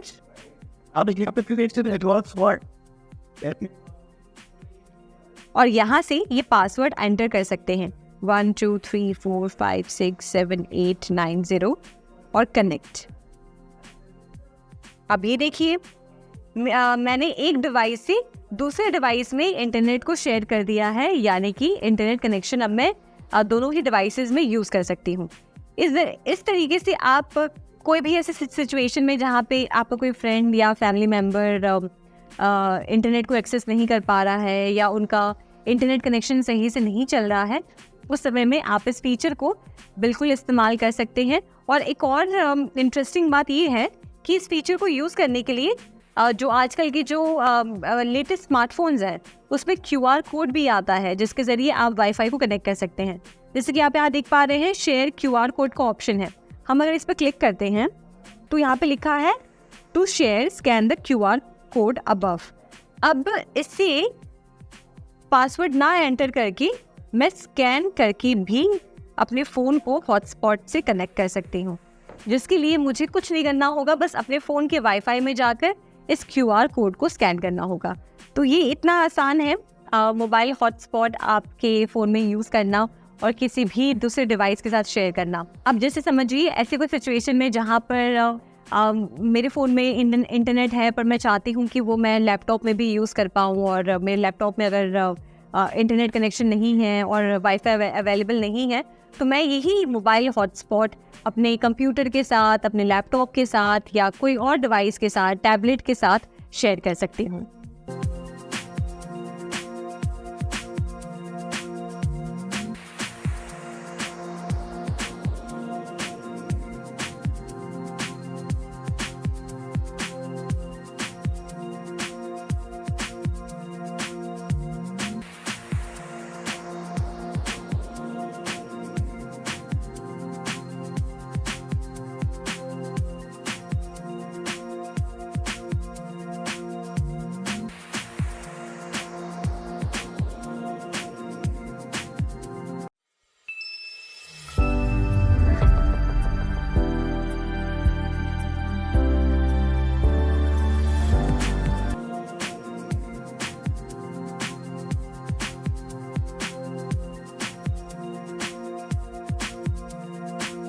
अब इस सेक्शन में हम कुछ ऐसी यूजफुल ऐप्स की बात करेंगे जो सेंट्रल गवर्नमेंट ने हम इंडियन सिटीजन्स के लिए बनाई हैं। तो सबसे पहले हम बात करेंगे उमंग ऐप की। उमंग ऐप यानी कि unified mobile app for new age governance, इसको डेवलप किया है मिनिस्ट्री ऑफ इलेक्ट्रॉनिक्स और इंफॉर्मेशन टेक्नोलॉजी और नेशनल ई गवर्नेंस डिवीजन ने। इस उमंग ऐप का उद्देश्य ये है कि जो भी सर्विसेज हमें हमारा स्टेट गवर्नमेंट, सेंट्रल गवर्नमेंट या कोई प्राइवेट बॉडी या लोकल ऑर्गेनाइजेशंस हमें प्रोवाइड करते हैं, वही सेम सर्विसेज हम इस ऐप के जरिए कर सकते हैं। तो ये ऐप बहुत ही यूजफुल है और आगे हम बढ़ते हुए जानेंगे कि इस ऐप को हम कैसे इंस्टॉल कर सकते हैं, कैसे यूज कर सकते हैं और इसमें कौन सी सेवाएं मौजूद हैं। अब उमंग ऐप को डाउनलोड करने के 3 तरीके हैं। सबसे पहले या तो आप उनकी ऑफिशियल वेबसाइट पे जाके जो QR कोड है उसे स्कैन करके अपने फ़ोन में डाउनलोड कर सकते हैं। दूसरा तरीका है ये स्क्रीन पे दिए गए नंबर पर आप कॉल करके जो मैसेज में आपको लिंक रिसीव होता है उसके थ्रू भी आप इस ऐप को डाउनलोड कर सकते हैं। और तीसरा तरीका है हमारे प्ले स्टोर से डाउनलोड कर सकते हैं। तो चलिए देखते हैं कि उमंग ऐप पे आप रजिस्ट्रेशन कैसे कर सकते हैं। तो सबसे पहले आप अपना फ़ोन लेंगे और आप अपने फ़ोन पे प्ले स्टोर पे जाएंगे जहाँ पे हम सारे ऐप्स इंस्टॉल कर रहे थे। यहाँ पे सर्च बार में जाकर आप सर्च करेंगे उमंग ऐप। यहाँ देखिए जो सबसे पहला ऐप दिख रहा है, ये आपको लोगो भी नजर आ रहा होगा। इसको आप इंस्टॉल करें, इंस्टॉल पर टैप करके, और यहाँ पर आप देखेंगे वेरीफाइड बाय प्ले प्रोटेक्ट लिखा है। ये दिखाता है कि जो ऐप हम इंस्टॉल कर रहे हैं वो गूगल से वेरीफाइड है। देखिए अब ये डाउनलोड हो रहा है, इंस्टॉलिंग, और यहाँ से ओपन कर लें। आप एक बार ओपन पे क्लिक करेंगे तो आपके सामने कुछ ऐसी विंडो ओपन होगी। यहाँ पे आप चाहे तो स्किप कर सकते हैं या फिर आप नेक्स्ट टैप करते रहें। ये इसमें आपको अलग अलग ऑप्शंस हैं।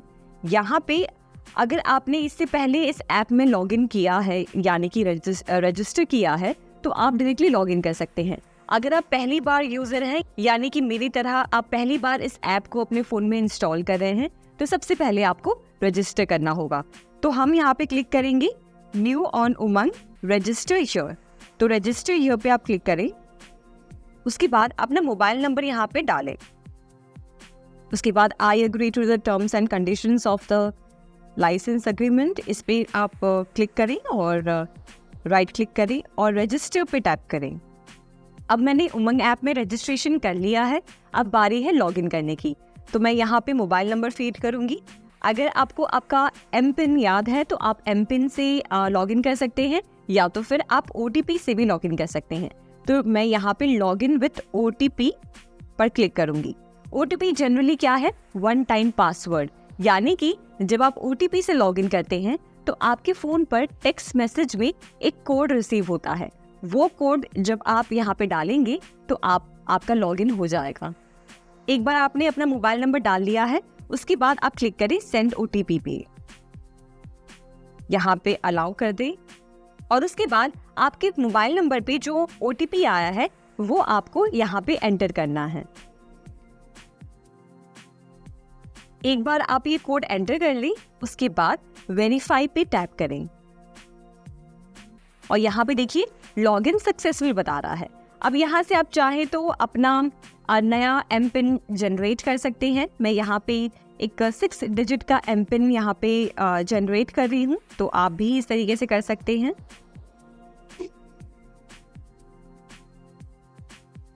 Submit, M PIN updated successfully. और ये अब आप देख सकते हैं कि हम उमंग ऐप पे आ गए हैं।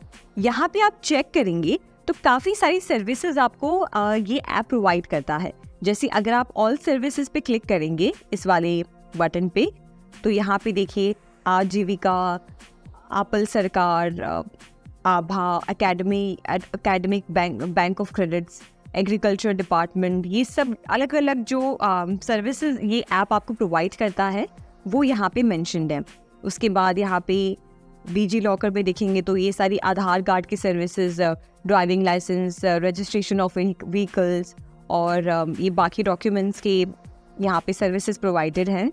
और उसके बाद अगर आप स्कीम्स पे जाएंगे तो आप अलग अलग जो सरकार की तरफ से आपके लिए जो स्कीम्स बनाई गई हैं जो आप यूज़ कर सकते हैं, जिसका आप लाभ उठा सकते हैं, उसकी इन्फॉर्मेशन यहाँ पे दी जाती हैं। तो इस ऐप को इंस्टॉल करें और देखें कि ये एप्लीकेशन कितना यूज़फुल है। अब हमने उमंग ऐप के बारे में तो देख लिया, अब आगे बढ़ते हुए हम जानते हैं एम आधार ऐप के बारे में। एम आधार ऐप एक ऐसा ऐप है जिसे डिज़ाइन किया गया है हमारे कन्वीनियंस के लिए। जैसे कि आप अपने वॉलेट या पर्स में आधार कार्ड कैरी करते हैं, वैसे ही डिजिटली आप अपने फ़ोन में इस आधार की डिटेल्स रख सकते हैं, जैसे कि बायोमेट्रिक इंफॉर्मेशन, आपकी फ़ोटो, आपका एड्रेस, जो भी प्रूफ आपको रिक्वायर्ड होता है आप इस ऐप में डिजिटली स्टोर कर सकते हैं, जिसकी वजह से आप उसको जब चाहे तब एक्सेस कर सकते हैं। इस ऐप को डेवलप किया है UIDAI ने, यानी कि unique identification authority of India. अब देखते हैं कि आप इस ऐप को कैसे अपने फ़ोन में इंस्टॉल कर सकते हैं, लॉगिन कर सकते हैं और कैसे इसे यूज़ कर सकते हैं। एम आधार ऐप अपने फ़ोन में इंस्टॉल करने के लिए सबसे पहले आप ओपन करिए प्ले स्टोर और प्ले स्टोर पर जाके सर्च करिए एम आधार। ये एम आधार एप्लीकेशन अब आपको दिख रहा होगा, इन पे टैप करें।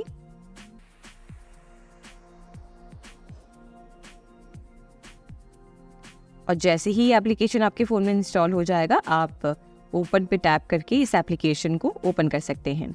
उसके बाद आप सारे परमिशंस को अलाउ कर दें और उसके बाद आप इसे स्किप कर सकते हैं, कंसेंट को आप कंफर्म कर दें और अब एप्लीकेशन आपके फ़ोन में यूज़ करने के लिए रेडी है।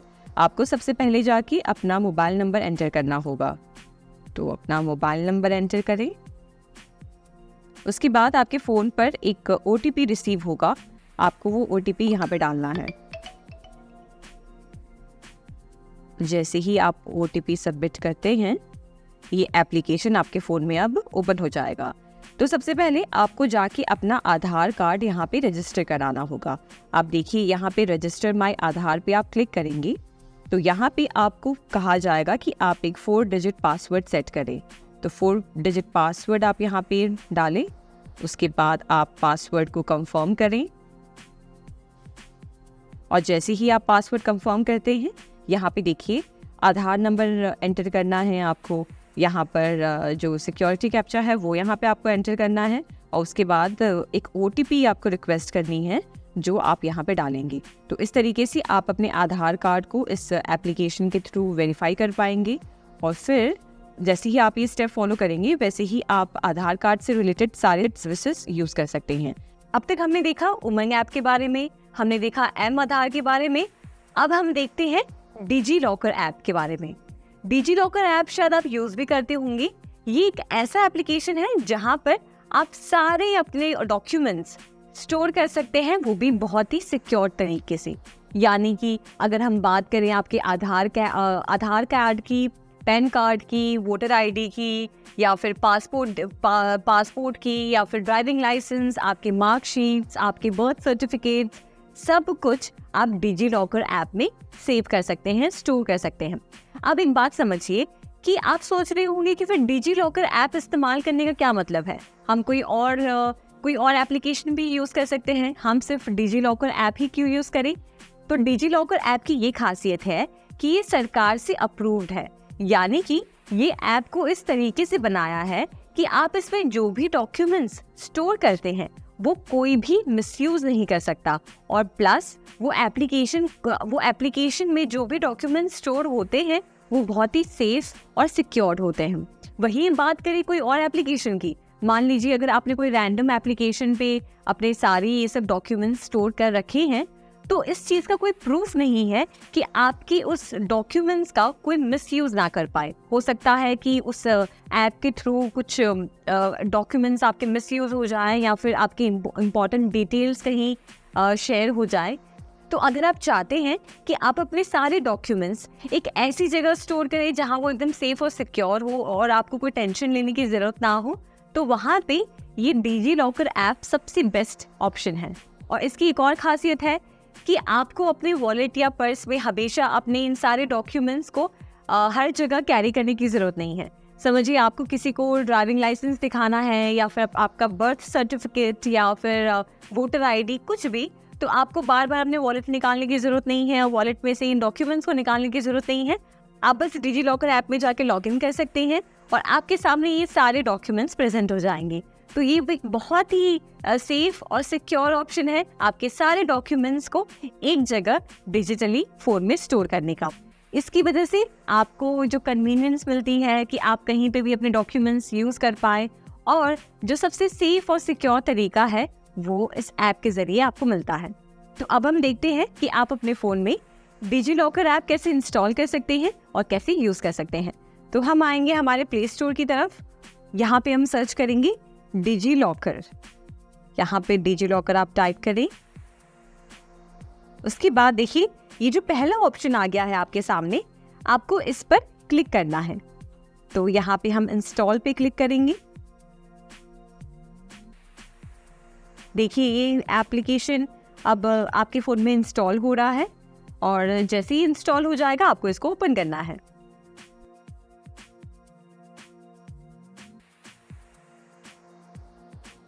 और देखिए ये एप्लीकेशन अब आपके फ़ोन में इंस्टॉल हो गई है। जैसे ही आप उस पर क्लिक करेंगे ये एप्लीकेशन ओपन हो जाएगा और यहाँ से अब आपको अपना प्रेफर्ड लैंग्वेज सिलेक्ट करना है। अगर आप इंग्लिश में इस ऐप को यूज़ करना चाहते हैं तो इंग्लिश पे सिलेक्ट करिए, अगर आप हिंदी में यूज़ करना चाहते हैं तो आप हिंदी सिलेक्ट करिए।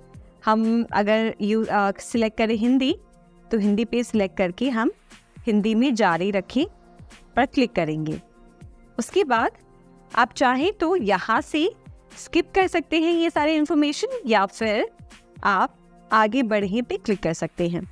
आगे बढ़ें और चलो शुरू करें, यानी कि अब आप इस पर क्लिक करके इस एप्लीकेशन को यूज़ कर पाएंगे। तो हम चलो शुरू करें पे टैप करेंगे और ये देखिए आपके सामने अब डिजी लॉकर ऐप ओपन हो गया है। यहाँ पर आप देखेंगे तो काफ़ी सारी इन्फॉर्मेशन आपको यहाँ पर दिख रही होगी।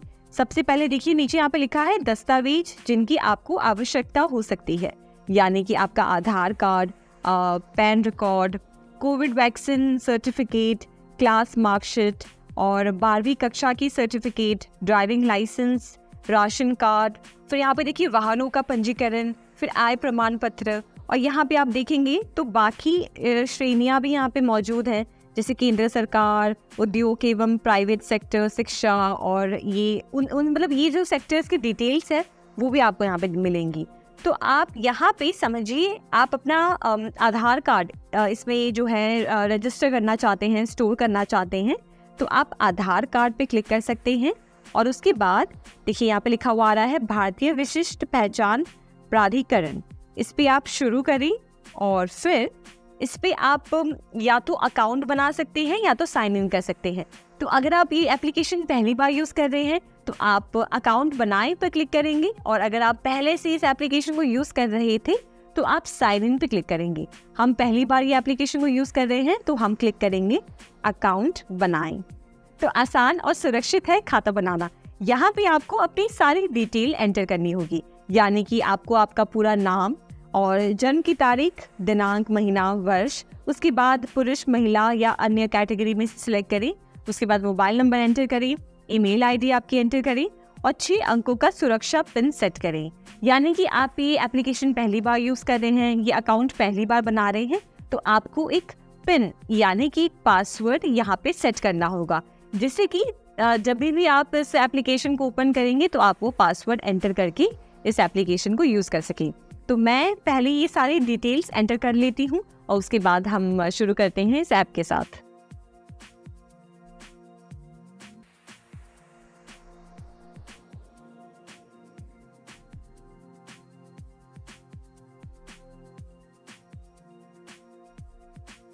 तो ये हमने हमारी जो डिटेल्स है, यानी कि नाम, बर्थ डेट वगैरह हमने एंटर किया। उसके बाद हमने आधार की डिटेल्स डाली और जो भी OTP आ रहा था वो हमने यहाँ पे इसमें फीड करके आप देख सकते हैं अब हम एप्लीकेशन यूज़ कर पा रहे हैं। यहाँ पे मेरा आधार कार्ड आ रहा है, यहाँ पे आधार कार्ड पे टैप करके यहाँ पे मैं अपना डिजिटल आधार कार्ड एक्सेस कर सकती हूँ। उसी के साथ साथ यहाँ पे QR कोड भी है। फिर आप बैक जाएंगे तो यहाँ पे आप अपनी बाकी सर्टिफिकेट्स या बाकी डॉक्यूमेंट्स हैं वो भी ऐड कर सकते हैं, जैसे कि हमने इससे पहले बात की कोविड सर्टिफिकेट, आपकी क्लास की मार्कशीट और ड्राइविंग लाइसेंस से लेकर सब कुछ, यानी कि A to Z जो भी आपके डॉक्यूमेंट्स हैं जो वेरिफिकेशन में आपको काम आते हैं वो आप यहाँ पे स्टोर कर सकते हैं। जैसे मैंने अपना आधार कार्ड इसमें ऐड किया वैसे ही आप अपने बाकी डिटेल्स भी इसमें ऐड कर सकते हैं, जैसे कि PAN card, driving licence, voter ID, marksheet, 12th की मार्कशीट और बर्थ सर्टिफिकेट, सब कुछ A to Z आप सब कुछ इसमें एंटर करें और इस एप्लीकेशन को कहीं पे भी एक्सेस करें। तो ये एप्लीकेशन ज़रूर यूज़ करें, ये एप्लीकेशन बहुत यूज़फुल है और आप डिजिटली अपने हर डॉक्यूमेंट्स को स्टोर कर सकते हैं, वो भी आसानी से और सेफ तरीके से। अब तक हमने देखा एम आधार ऐप के बारे में, डिजिलॉकर ऐप के बारे में और उमंग ऐप के बारे में। अब आगे बढ़ते हुए हम जानेंगे NDL ऐप के बारे में, यानी कि national digital library of India. ये एक ऐसा एप्लीकेशन है जो गवर्नमेंट ने डिज़ाइन किया है, जिसमें आपको एजुकेशन से रिलेटेड जो भी रिसर्च पेपर्स हैं या फिर जो भी टेक्स्ट बुक्स हैं वो आपको इस एप्लीकेशन में मिलेंगे। समझिए अगर आपको 10th क्लास की कोई बुक डाउनलोड करनी है, आप उसको डिजिटली एक्सेस करना चाहते हैं, तो आप इस एप्लीकेशन के थ्रू उस बुक को पढ़ सकते हैं और उसके कंटेंट को देख सकते हैं। वैसे ही कई सारे जो ऑथोराइज्ड एजुकेशन बोर्ड हैं उनकी सारी डिटेल्स आपको यहाँ पे मिल जाएंगी, जो टेक्स्ट बुक्स है वो मिल जाएंगे, जो सिलेबस है और भी कई सारी इन्फॉर्मेशन। तो आइए देखते हैं कि ये NDL ऐप आप कैसे प्ले स्टोर से डाउनलोड कर सकते हैं। आपकी जानकारी के लिए आपको बता दूं कि ये NDL app education department of government of India के अंदर आता है, तो ये एकदम अप्रूव्ड ऐप है। आप इस ऐप को इंस्टॉल करिए और देखिए कि इसमें से आप किस तरीके से अपने पढ़ाई के लिए इस एप्लीकेशन को यूज़ कर सकते हैं। तो चलिए अब देखते हैं कि NDL ऐप कैसे आप यूज़ कर सकते हैं, उस पर कौन सी सर्विसेज आपको मिलती हैं। तो अभी मैं आपको एप्लीकेशन ये फ़ोन में डाउनलोड करके नहीं बता रही हूँ, अभी मैं आपको वेब ब्राउज़र पे बता रही हूँ कि कैसे आप इस सर्विस को ओपन कर सकते हैं अपने वेब ब्राउज़र में। तो मैंने अपने यहाँ पे कंप्यूटर पे गूगल ओपन कर दिया है और यहाँ पे आप टाइप करिए NDL app. NDL app tap करने के बाद देखिए यहाँ पे गूगल प्ले स्टोर का ऑप्शन आ गया है। तो हम अभी फ़ोन में इसको इंस्टॉल नहीं कर रहे हैं, हम ब्राउज़र में जाएंगे और यहाँ पे इसकी जो वेबसाइट है देखिए यहाँ पे दिखाई दे रही है, इस पर हम क्लिक करेंगे। जैसे ही हमने क्लिक किया देखिए हमारे सामने ये वेबसाइट ओपन हो गई है, national digital library of India. यहाँ पे आप देखिए यहाँ पे लिखा है कि सर्च ओवर रिसोर्सेज और सीबीएसई एग्जामिनेशन प्रिपरेशन के लिए, आईआईटी और जेईई के लिए, फिर उसके बाद humanity, science, engineering, school, literature, law and management, her category, education में जो भी कैटेगरीज आती हैं वो सारी कैटेगरीज यहाँ पे मेंशन्ड है। मान लीजिए मैंने यहाँ पे साइंस सेलेक्ट किया। साइंस सेलेक्ट करने के बाद देखिए यहाँ पे ऑप्शन आ रहा है common subjects, agriculture, atmospheric science, biology, chemistry, computer science, environmental studies, mathematics, nano technology, वो ऑप्शंस हैं यहाँ पे। फिर आप लिटरेचर में जाएंगे तो यहाँ पे Sanskrit, Hindi literature, English literature, Urdu, ये सारे ऑप्शंस हैं। उसके बाद देखते हैं और क्या है, यहाँ पे आप data sets, documents and videos, ये सारी जो है रिसर्च पेपर्स या कह लें कि जो टेक्स्ट बुक्स आपको यहाँ पे मिल जाएंगी। तो मानिए मैं चाह रही हूँ सीबीएसई की तैयारी करना, तो मैंने यहाँ पे क्लिक किया। यहाँ से मुझे मेरा जो क्लास लेवल है वो सिलेक्ट करना है। तो मानिए हम 10th की कर रहे हैं, तो हम यहाँ से 10th सिलेक्ट करेंगे और उसके बाद जो भी गवर्नमेंट बॉडीज़ हैं जो 10th कंडक्ट करती हैं, 10th की बोर्ड एग्ज़ाम, वो यहाँ पे आपको दिख रही हैं। तो इसमें से आपको अपनी गवर्नमेंट बॉडी जो है वो सिलेक्ट करनी है। तो मान लीजिए मैंने एनसीईआरटी सिलेक्ट कर लिया और एनसीईआरटी पे टैप करने के बाद आपको देखिए यहाँ पे इसमें से जो भी क्लास 1, क्लास 2, 3, 4, 5, 6 से लेकर सारे यहाँ पे टेक्स्ट बुक्स अवेलेबल हैं। अब मैंने यहाँ पे क्लास 10 सिलेक्ट कर लिया। क्लास 10 सिलेक्ट करने के बाद यहाँ पे सब्जेक्ट्स आ गए हैं कि मैं इंग्लिश, हिंदी, संस्कृत, उर्दू, कौन से सब्जेक्ट यहाँ पे सिलेक्ट करना चाहती हूँ। तो मान लीजिए मुझे यहाँ पे करना है साइंस। मैंने साइंस पे टैप किया और उसके बाद अंदर यहाँ पे और ऑप्शंस आ गए हैं। तो मैंने कर लिया विज्ञान। विज्ञान के बाद यहाँ पे टॉपिक्स आ गए हैं जैसे रासायनिक, फिर धातु एवं अधातु और ये सारे टॉपिक्स। आप इसमें से जो टॉपिक सिलेक्ट करना चाहते हैं वो टॉपिक सिलेक्ट करिए और उसके बाद आप इन टेक्स्ट बुक्स को, इन लाइब्रेरी को यूज़ कर सकते हैं। अपने फ़ोन में जाके आप एनडीएल ऐप टाइप करें या तो फिर वेब ब्राउज़र में जाके national digital library of India type करें और इस जो सर्विस हमें जो गवर्नमेंट प्रोवाइड कर रही है, प्लीज़ इसे एक्सप्लोर करें क्योंकि हो सकता है कि ये आपके लिए बहुत यूज़फुल हो। तो ये हमने जाना एनडीएल यानी कि national digital library of India के बारे में।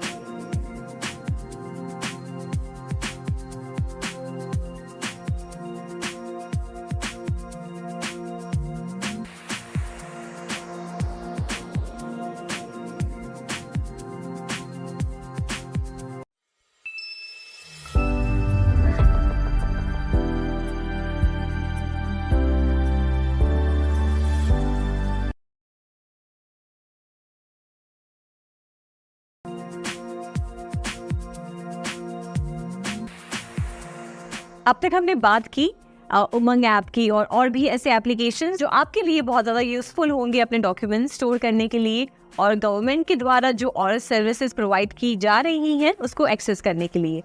अब हम बात करते हैं कुछ और पॉपुलर ऐप्स की, यानी कि व्हाट्सएप। मुझे ज़रूर पता है कि आप व्हाट्सएप यूज़ कर रहे होंगे और अगर बाई चांस अगर आप व्हाट्सएप यूज़ नहीं कर रहे हैं तो चलिए व्हाट्सएप के बारे में कुछ थोड़ा बहुत जानते हैं। व्हाट्सएप एक ऐसा एप्लीकेशन है जिसके ज़रिए सिंपली आप अपने कॉन्टैक्ट्स में से किसी को भी कॉल कर सकते हैं, मैसेज कर सकते हैं और वीडियो कॉल कर सकते हैं, फाइल्स भेज सकते हैं और भी बहुत कुछ कर सकते हैं। तो व्हाट्सएप आपको अपने प्ले स्टोर में जाके इंस्टॉल करना होता है और उसमें साइन अप करके आप व्हाट्सएप यूज़ कर सकते हैं।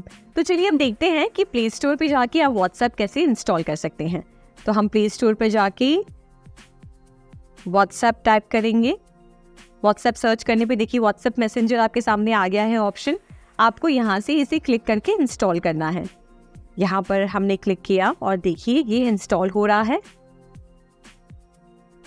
अब जैसे ही ये ऐप इंस्टॉल हो जाएगा आपको ओपन पे टैप करना है और यहाँ पे देखिए ये आपको आपका लैंग्वेज सिलेक्ट करने का ऑप्शन दे रहा है। तो मैंने इंग्लिश सिलेक्ट कर लिया। Agree and continue and allow WhatsApp to send your notifications, allow.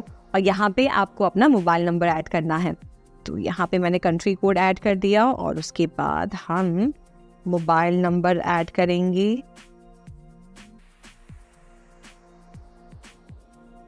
Is this the correct number? Yes. उसके बाद आपके मोबाइल नंबर पे एक 6 डिजिट का OTP कोड आएगा, वो आपको यहाँ पे एंटर करना है। तो अब मैं अपने मोबाइल फ़ोन से ये कोड एंटर करके इस फ़ोन में व्हाट्सएप ओपन कर सकती हूँ। तो इस तरीके से आप वेरीफाई कर लें और कंटिन्यू पे क्लिक करें, अलाउ कर दें सारे परमिशंस और जो भी इंफॉर्मेशन आप यहाँ पे ऐड करना चाहते हैं, जैसे मैंने अपना यहाँ पे नाम टाइप कर लिया। तो इस तरीके से आपके फ़ोन में जो भी कॉन्टैक्ट सेव है वो आपको यहाँ पे व्हाट्सएप में नज़र आएंगे और अब आप किसी को भी मैसेज कर सकते हैं और कॉल कर सकते हैं, वीडियो कॉल कर सकते हैं बहुत ही आसान तरीके से। अब ये तो हमने जाना व्हाट्सएप के बारे में। अब आगे जानते हैं आपके फ़ोन में जो फाइल मैनेजर होता है उसका क्या यूज़ है, क्या पर्पस है। तो अगर आप बात करें आपके फ़ोन में जो भी फ़ोटोज़, वीडियोज़, इमेजेस, डॉक्यूमेंट्स या जो भी फाइल स्टोर्ड हैं, आपको एक जगह पर देखना है, आपको एक जगह पर एक्सेस करना है, जैसे कि आप कंप्यूटर में करते हैं, है ना। अपने ड्राइव में जाकर देखते हैं कि आपके कंप्यूटर पे कौन सा डेटा स्टोर्ड है, वैसे ही आप फ़ोन में फाइल मैनेजर में जाके अपने फ़ोन में जो भी इमेजेस हैं, वीडियोज़ हैं, audio, documents, music files, recordings, सब कुछ एक जगह पे देख सकते हैं। तो आइए बढ़ते हैं फ़ोन की तरफ और देखते हैं कि फाइल मैनेजर का इंटरफेस कैसा है और कैसे आप इसे यूज़ कर सकते हैं। तो आप अपना फ़ोन ओपन करेंगे और आप सर्च में जाके टाइप कर सकते हैं फाइल मैनेजर। देखिए फाइल मैनेजर टाइप करते ही फाइल मैनेजर हमारे सामने आ गया है। अब हम इस पर क्लिक करेंगे और देखिए मेरे फ़ोन में जो भी इमेजेस हैं, वीडियोस हैं, डॉक्यूमेंट्स हैं, म्यूज़िक और सारा सब कुछ व्हाट्सएप और ये सब कुछ यहाँ पे ये शोकेस कर रहा है। अगर मैं इमेजेस पे क्लिक करती हूँ तो मेरे फ़ोन में देखिए ये जो भी इमेजेस हैं वो दिखा रहा है। उसके बाद इवन आप एल्बम्स में जाकर भी इसे अलग तरीके से देख सकते हैं कि ये सारे जो इमेजेस हैं ये कैमरा से लिए गए हैं, इसलिए कैमरा के एल्बम में हैं ये। उसके बाद आप जाएंगे वीडियोस में, तो आपके फ़ोन में जो भी वीडियोस हैं वो यहाँ पे शोकेस करेगा। अगर आप एल्बम्स में जाएंगे तो ये अलग अलग इसने एल्बम्स बना दी हैं जिसमें पिक्चर्स वाले अलग हैं, DCIM वाले अलग हैं, फाइल शेयर वाले अलग हैं, कैमरा वाले अलग हैं। तो ये आप वीडियोस वाला देख सकते हैं। डॉक्यूमेंट्स, हालांकि मेरे फ़ोन में अभी फ़िलहाल कोई डॉक्यूमेंट्स नहीं है तो इसलिए आपको नज़र नहीं आ रहा, पर अगर आप डॉक्यूमेंट्स क्लिक करेंगे तो उसमें अलग से PDF, वर्ड, एक्सेल, PPT ये अलग से होगा। फिर उसके बाद आप मोर पे क्लिक करेंगे तो यहाँ पे सारे जो भी फोल्डर्स हैं वो आपको नज़र आ जाएंगे। तो ये है पर्पस फाइल मैनेजर का कि आप अपने फ़ोन में जो भी डेटा है चाहे वो किस भी फॉर्म में हो वो आप एक जगह पर देख सकते हैं। अगर आप यहाँ पे क्लिक करेंगे तो यहाँ पे देखिए और भी सेटिंग्स के ऑप्शंस आते हैं जहाँ पे आप फाइल मैनेजर के बारे में यहाँ पे सेटिंग्स में कोई भी चेंजेस करना चाहते हैं तो वो आप कर सकते हैं, या इवन आप यहाँ से ट्रांसफ़र फाइल्स कर सकते हैं, डीप क्लीन कर सकते हैं, जो यानी कि जो अननेसेसरी फाइल्स हैं उसको डिलीट कर सकते हैं, और फेवरेट्स भी ऐड कर सकते हैं, और कुछ फाइल्स को आप प्राइवेट भी बना सकते हैं। यानी कि set your password again, privacy protection password also works for photo, messages and notes. यानी कि अगर समझिए आप अपने कोई एप्लीकेशन को या मैसेजेस को या फ़ोटोज़ को सिक्योर रखना चाहते हैं तो आप यहाँ से उसके लिए पासवर्ड भी सेट कर सकते हैं। और फिर उसके बाद आप यहाँ पे फाइल वाले सेक्शन पे आएंगे, जो हमारा दूसरा ऑप्शन है। तो यहाँ पे देखिए सारा जो भी डेटा है, चाहे वो आपके एंड्रॉयड सिस्टम का हो, ऑडियो बुक्स हो, DCIM में हो, documents, download, file share, movies, music, notification, pictures, podcast, सब कुछ यहाँ पे शो कर रहा है। तो ये था कि क्या फाइल मैनेजर आपके फ़ोन में क्या काम करता है और कैसे आप इसे यूज़ कर सकते हैं। हो सकता है कि मेरे फ़ोन में जो फाइल मैनेजर ऐप दिख रहा है वो आपके फ़ोन से थोड़ा अलग हो, उसकी जो अरेंजमेंट है आइकन्स की वो अलग हो, पर इन सब का पर्पस, इन सब का काम एक ही होता है कि वो एक जगह पे आपके सारे फाइल्स को शो करता है। तो इस एप्लीकेशन को अपने फ़ोन में देखिएगा और आप समझ जाएंगे कि ये एप्लीकेशन कैसे काम करता है और आप कैसे इसका इस्तेमाल कर सकते हैं।